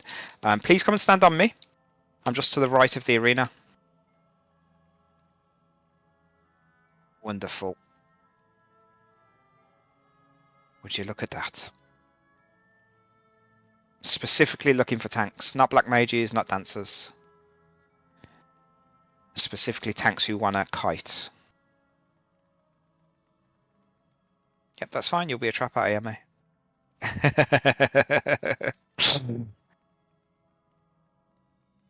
Awesome. Helios, I'm going to give you one if that's okay. And I'll also do number 3, because that allows me to focus a bit more. Wonderful. Delightful. AMA, you're going to trap between 1 and 2, please. Zeph, you're going to trap between 2 and 3, please. Arvid, you're going to trap between 3 and 4, please. I'll explain what this is soon, don't worry.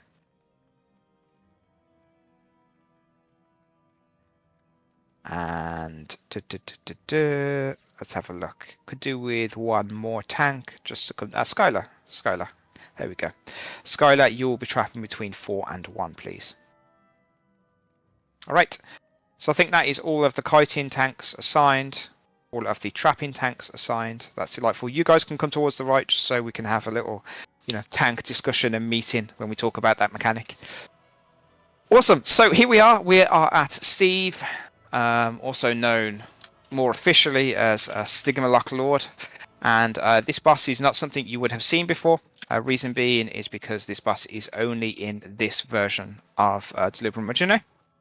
And what's dangerous here isn't actually Steve himself. It's his ads that he spawns during the ad phase. Now what will happen is we'll pull the boss, and he will basically do some mechanics. You'll need to know where your anti-knockback button is. You'll need to know where your arm's length and your shortcast is. And once he reaches 70%, he will disappear and summon his ads. As well as summon his ads, he will also make the majority of the arena unsafe. You can see some images of this in the run thread that we've just done. But basically, there are 2 rings. I'm currently running on one of the outer rings. I'm running along the south side. This is the outer ring. A bit closer to the boss is another ring that's the same colour. That is the inner ring. Those 2 rings are the only places that will be safe. Okay? When the boss disappears, healers, you will go to the inside ring, please. DPS, you will go to the number 3 near this section.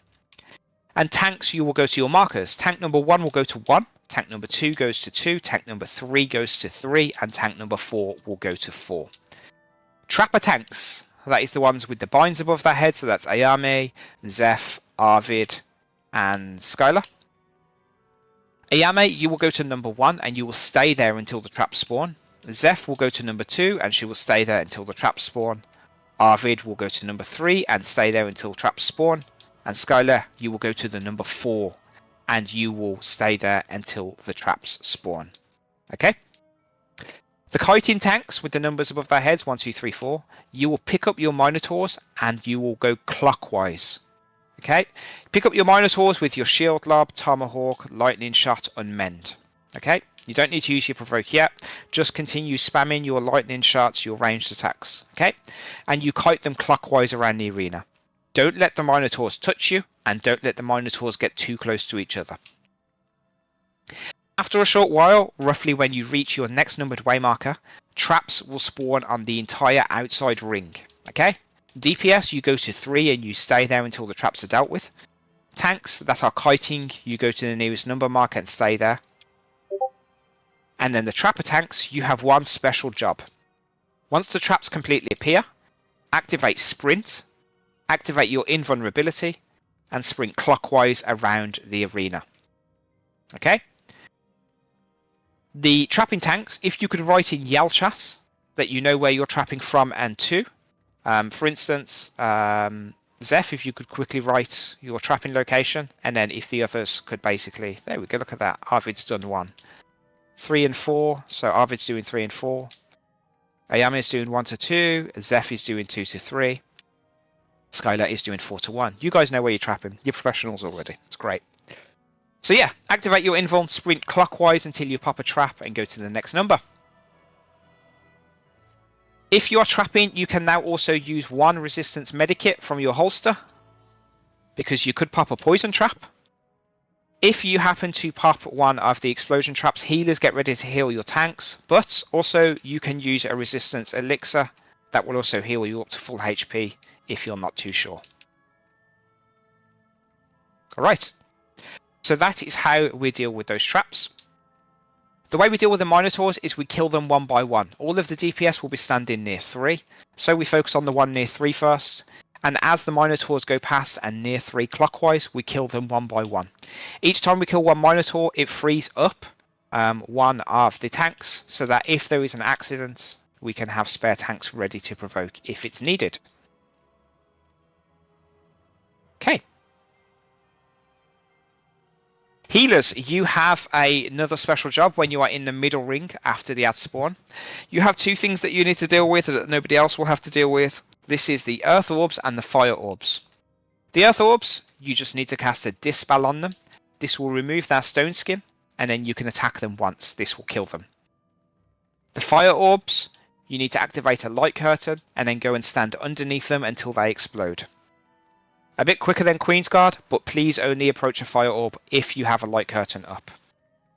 These orbs will spawn continuously and they will always spawn opposite each other, so only commit to one of the orbs. If you're doing a Reflect Fire Orb, don't worry about the Earth Orb. If you're near the Earth Orb, do the Earth Orb instead.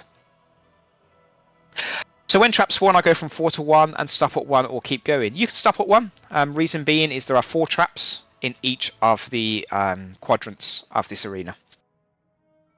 At that point, you can continue to 3 and you can essentially be a blue DPS if you would like to. Okay, so healers, dispel the earth and reflect the fire. And then mechanics that everybody will need to deal with. The most important is the push and the pull. Okay, so the push and the pull, what will happen periodically is the main boss, whilst the ads are out, will give you one of 2 debuffs. Either the push or the pull.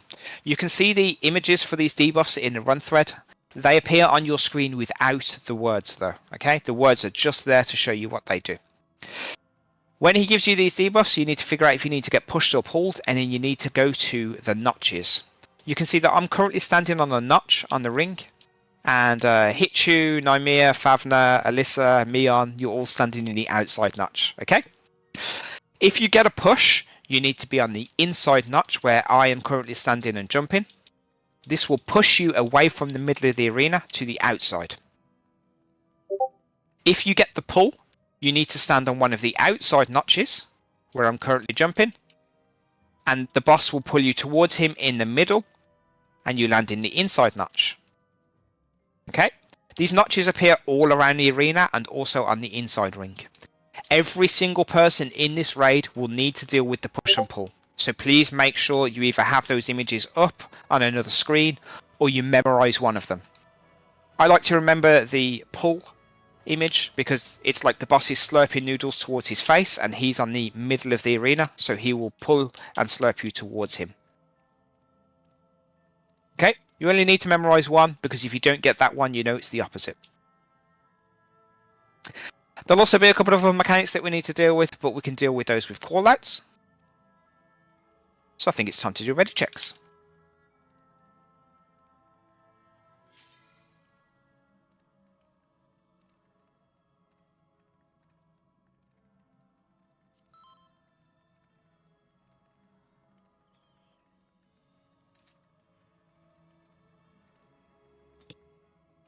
Yeah, definitely remember Zoo excluding.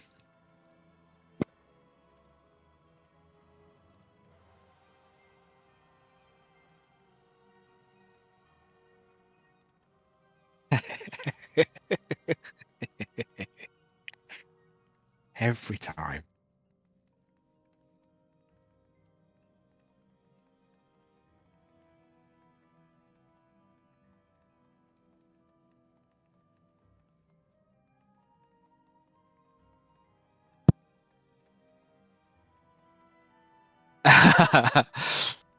Make sure ready checks are going out in your groups. There is one person not ready in Slimes 2, that's fine. Just let your party leader know when you're back. There will be more ready checks.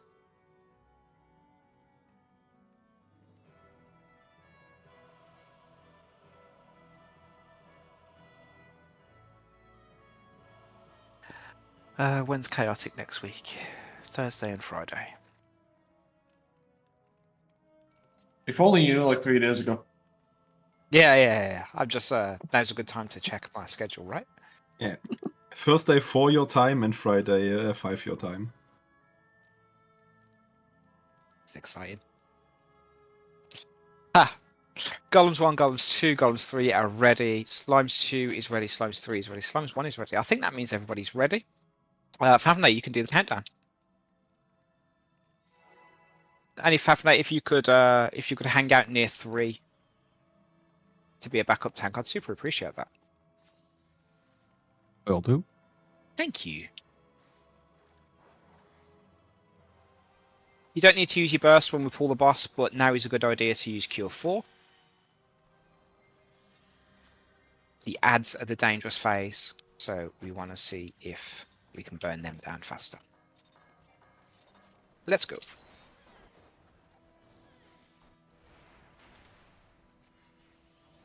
Alright, first up will be a tank buster. Keep away from the main tank. Kiting tanks, you can pop your tank stances on now as well. And everybody can use anti-knockback, arm's length, sure cast. And we dodge the pizza slices. Dodge the quacks. Tanks, you can go to your positions.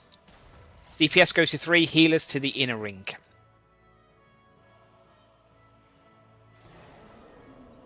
Alright, use your ranged attacks on the Minos and go clockwise. Trappers, please stay where you are.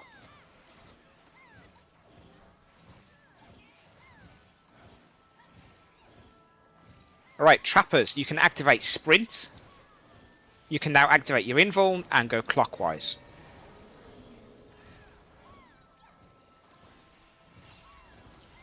Make sure to heal up your tanks. And now debuffs are going out. Check your debuffs. Check your push and your pull. Resolve your push and the pull. Ramen goes on the outside. Wonderful. Healers on the inside are doing great. You can all get inside a notch. Any notch will do. Oh, we had a fire explode. That is fine. Nothing to worry about there. Lose me now. Lose mine. Lose mine. I got That's it. fine. Thank you, Fafnat. If we could work on getting the healers up in the middle. It's bouncing between tanks. Earth Orb needs a dispel. Alright. Hide in the notches. Hide in the notches. For the healers, if you want to attack the fire orb, you need to have a Fire reflect active. Alright. Last fire up has been dealt with. There'll be a raid wide. And healers, if you could work on getting the last few people up, be super grateful. Okay, next will be purple bolts. If you get a purple bolt underneath your feet, take it out, all the way out, all the way out, and back in. Main tank curse. And now we get away from the miner. Get away from the miner.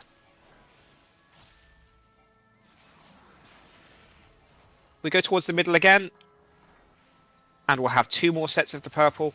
Take the purple to the edge of the arena. And then drop it back in. There'll be another set now. Purple to the edge of the arena. And then everybody in the middle. We get away from the proximity.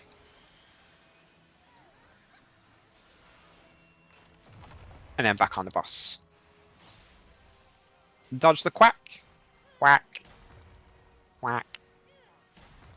And build job gauge for Queen.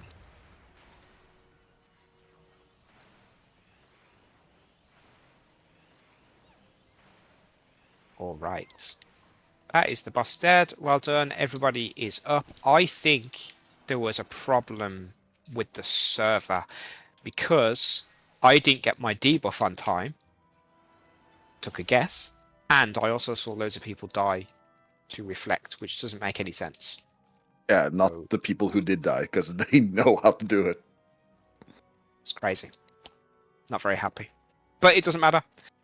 People die, we put on re-raises, and we go towards the final boss. This is the last boss we'll be fighting before you guys get your Cerberus mounts. Feel free to watch the cutscene. It's very okay. I'm going to drop some way markers.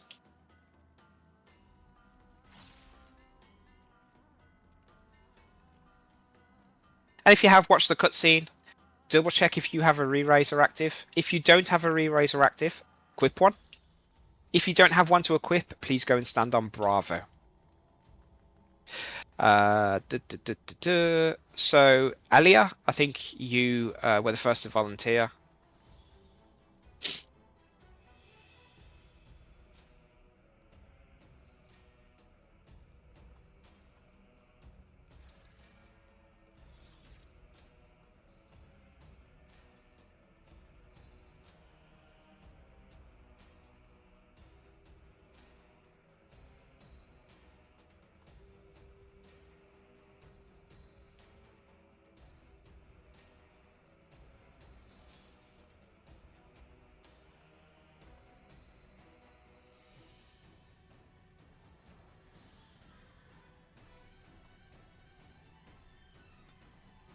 Right.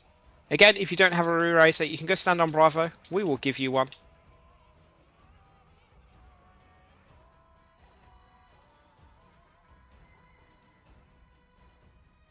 Okay, and party leaders, if you could just have a quick check of your party and see if anybody needs one. And then the final thing is, if somebody would like Shell, please come and stand near Favna. I do believe Favna has Shell equipped. If you are a newbie, I highly recommend that you pick up Shell. We should have done it at Trinity Avowed as well, but we didn't. Well, we did it. Icon, I got it. Ah, okay, awesome. You dealt with it. Once you do have a shell, you can go inside the arena.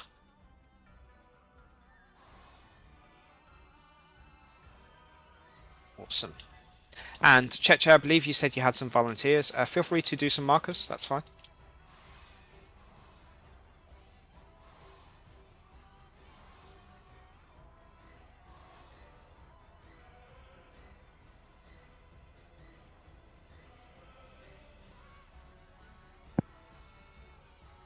Awesome. So that's 2.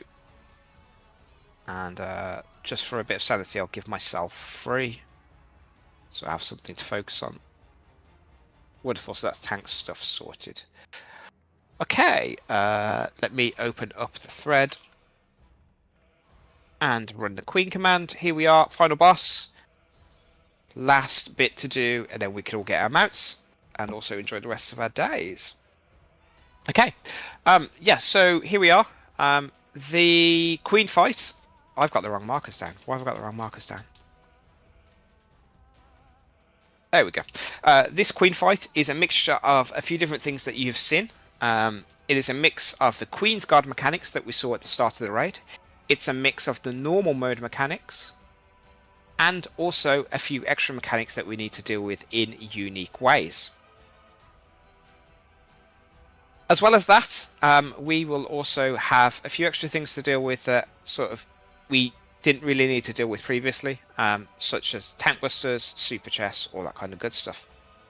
I'll explain some of the tricky mechanics, and also we need to keep in mind that the raid wide is very similar to Trinity Avowed in the fact that it hurts, it does a lot of damage, and it also gives you a bleed. So same deal as before, when the raid wide is happening, Ether Shield up, when it hits, Cure 4. The raid wide is called Empyrean Iniquity and Gods Save the Queen. Okay? So Empyrean Iniquity and God Save the Queen. Anytime you see those being cast, Ether Shield up, raid wide. One of the things that everybody also needs to deal with is the lightning orbs. Every single person should have at least 2 light curtains in their holster. When the boss is casting God Save the Queen, she will also summon a gauge on your screen that goes all the way up to 100. When the gauge does reach 100, she will summon some electric orbs on the arena, 5 of them. And she will also need dispelling. Healers, you can slot away your Spellforge Steel Sink and you can equip a dispel now. I should have done that earlier. But yes, you can slot away your Spellforge Steel Sink and equip dispel. But when the gauge reaches 100, you'll hear a ding. Everybody activates a light curtain. Again, it consumes 1 GCD. Okay, so hear the ding, activate your light curtain, and then we need to basically stand in one of the electric orbs. It will destroy itself and then create a shell that we can stand in that saves us from the raid wide. When we're inside the shell, healers, you can start using Dispel on the boss to get rid of the 4 buffs that she has. Okay. Now, the mechanics that we'll see from the Queen's Guard, I'll quickly explain those. So Relentless Play 1. This will be a North Wangelo, where only one side of the arena will be safe. Some of us will get tethers, some of us won't. And then this is the one where you need to point your open side towards the gunner. The gunner will be on the northwest on the number 1 marker. Those that got tethers, you go to the green wind circle that is on the arena. Those that didn't, you go to the purple lightning. You point your open side to the gunner in the northwest at the 1 marker. And then once it does its little attack, you point your open side towards the arrow on the side of the arena. It's very quick. You need to move very, very quickly. It's better just to embrace downtime. Let's play 2. We all go into the middle. The boss will be untargetable, and she will do a knockback along with cleaving the arena at the same time. I'll tell us which of the markers we stand on and where we knock back to. Okay. If you're not too sure, you can also follow the number 3 marker above my head. I'll be jumping. That will tell us where we knock back to. After that, we dodge a second Queen Cleave by going towards her. And then that mechanic is dealt with. We won't see too much of Relentless Play 3, but we all need to stack up on one location and bait the knight towards us. The mechanic that everybody has seen. Mike, weird? How weird? It's fixed now. It was just temporary. Oh. Discord's been very weird today. The mechanic that you have all seen and maybe have slight concerns about is Super Chess, but fear not. Okay? What you'll need to do is when the Queen disappears, she will give you 2 numbered debuffs. These 2 numbered debuffs are at the bottom of the thread, you can see those now, and you'll only get 2 of them. Add them together, okay? So if it's 2 and 4, you add them together, they equal 6. If it's 3 and 4, you add them together, they equal 7. Add them together and it will equal either 5, 6 or 7. Based on that, I will tell you where to stand and where to start the mechanic. For instance, an example callout may be 7 stand below 4, 5 below delta, and 6 in the corner.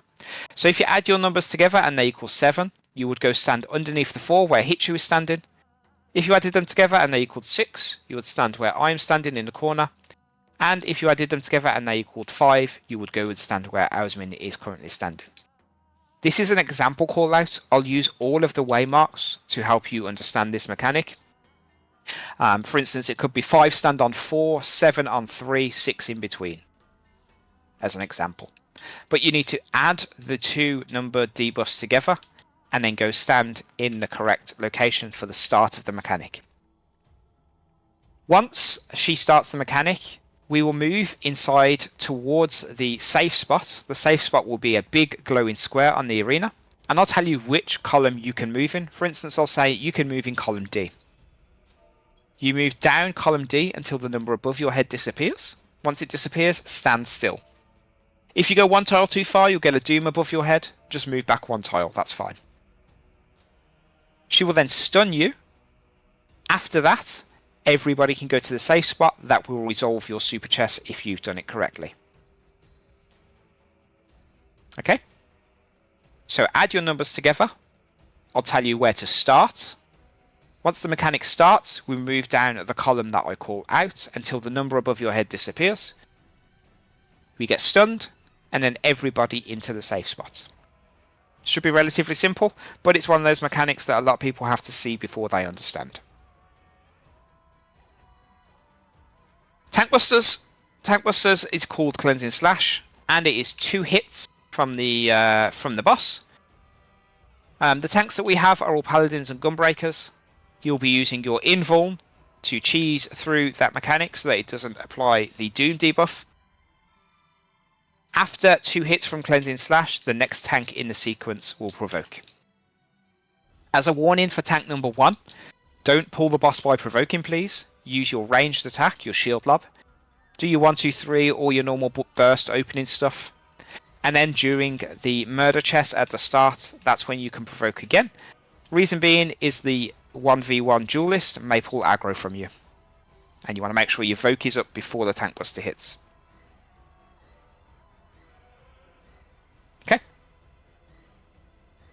Now's a great time to eat food. Make sure you have a couple of Ether Shield charges left. Most tanks should have 10. Let's do ready checks. So we pull the boss, Arvid, and just pull as normal. Then we do murder chess, which is sort of a mechanic where we have to move about. And then at the end of murder chess, I'll say tank 1 provoke.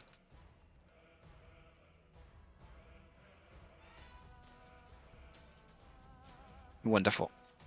Don't worry too much about the duelist getting aggro. It probably will happen.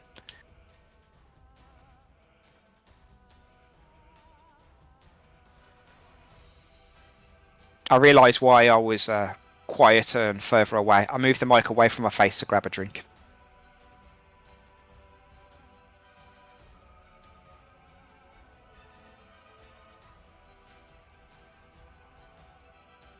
Okay. 1, 2, 3, 4, 5, 6. All groups are ready. I'll do the countdown. 30 seconds. Will be very good.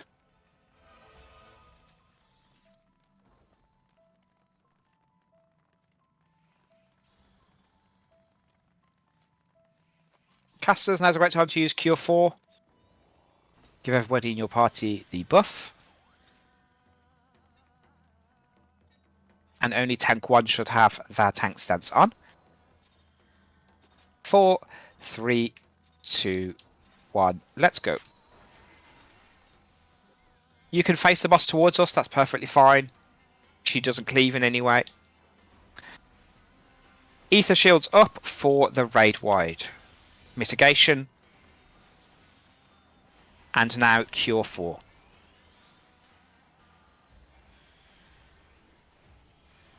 Okay. First thing we'll see is Murder Chess. Listen to the callouts, we'll be very okay. We need to move one side of the arena soon. Cursed combo, not good. Okay, let's see which area of the arena we're going towards. Okay, we go right, and we go below the Bravo marker. Below the Bravo marker. On the black tile below the Bravo. Okay, and we can go towards 3, 2, one of those.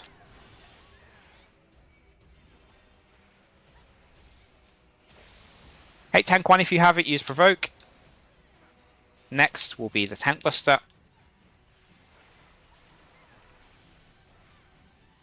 Okay, Tank Buster, invuln tank 1. There's going to be 2 hits. There's 1 and 2. Tank 2 you can provoke with your tank stance on. Ether shields up, raid wide. Super chest 1 is coming up next. Use Cure 4. And everybody in the middle of the arena. Once she disappears, find the safe spot, turn your camera towards it. Safe spot is north on A. Bottom is safe, left is safe. 7 below 4, 6 in the corner, 5 below 1. 7 below 4, 6 in the corner, 5 below 1. These are your starting positions for this mechanic. We wait for these guys to move. And now we can move in the delta column. If you get a doom marker above your head, move back 1 tile.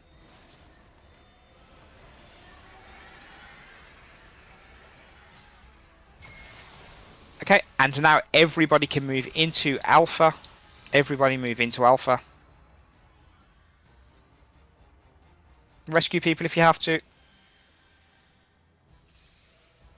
Awesome. Let's get that 1 person up. And just for safety, tank 2 please provoke. Wonderful. Okay, we can focus on the boss a little bit. Now we're going to get a raid wide, so ether shields up. This is the one that will summon the gauge. When the gauge reaches 100, everybody needs to use a light curtain.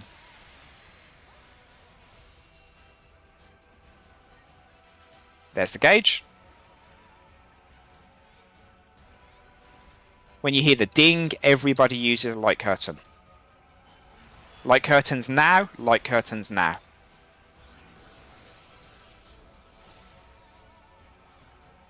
And dispels on the queen, please. Everybody inside a shell. Everybody inside a shell.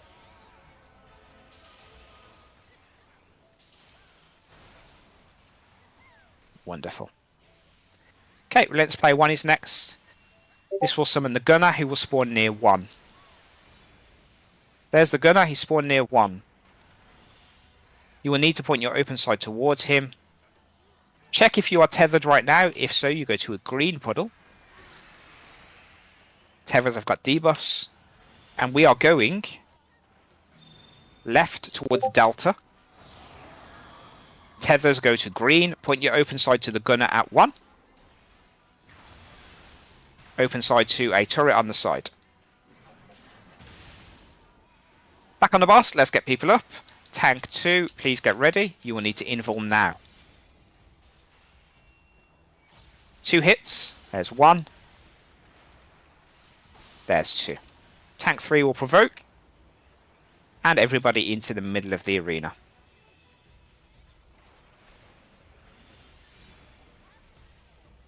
Okay, I've got the number 3 above my head. You can follow me if you wish. We'll be knocking back from 1 location.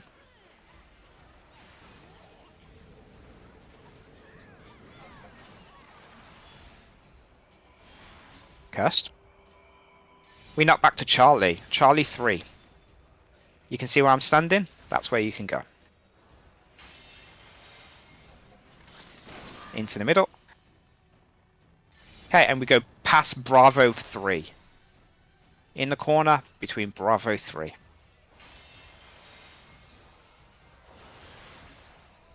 And back on the boss. Ether shields up. Raid wide is next.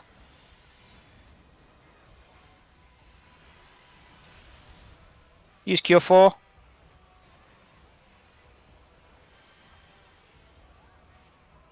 And next we'll see Super Chest 2. Everybody in the middle ready for Super Chest. Second go at it.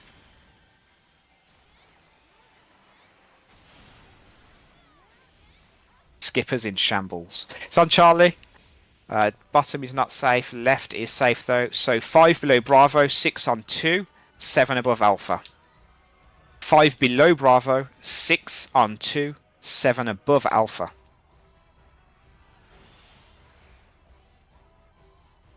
And we will be moving in the Bravo column. Once the numbers above your heads disappear, stop. Doom goes back 1 tile.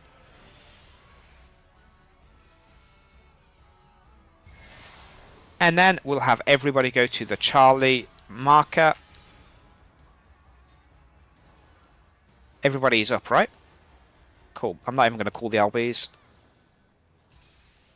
Maybe one. Okay. No, they live. Healers, you can use your LBs, and let's kill the boss. I'm not even going to involve. No point. No point. Awesome. Great job, everybody. That is the entire raid done. Feel free to watch the cutscene. I'm going to have a quick count of achievements. 1, 2, 3, 4, 5, 6, 7, 8, 9, 10, 11, 12. 12 brand new clears. We also have Ruby Isabella with the 5 clears, and Rukia and Mind with the 10 clears. Congratulations, guys. That's an awesome achievement. Make sure to pick up the loot from the chest.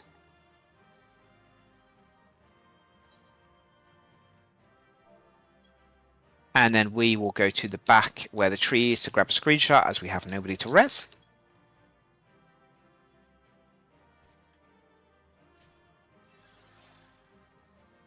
Awesome. A few people still in cutscene, so do wait to take some screenshots, as they're most likely the people that want the screenshots. Yeah, super rare minion. Save the princess. Really, really, really hard to get. Out sarcastic, by the way. Every single person gets to save the princess. And they So still well sell done. somehow. They still sell occasionally. You want an extra one? I still have like 20 in my retainer. I have like 100 on my ult. Yep. You want to feed UFC? It's madness. Madness. They should have made it like the AV minion, in my opinion. But, you know, That's still we not can't even win them that all. rare. All right. Congratulations, everybody. Thank you so much for everybody who showed up on time and those that sort of joined us last minute. I know at least 3 people just joined us last minute to fill the spaces. I really appreciate that. It saves me having to move stuff around, which is really, really great. Really hope you enjoyed your time with us today. Once we get outside, I will disband the Alliance, so don't worry about leaving. It will get disbanded.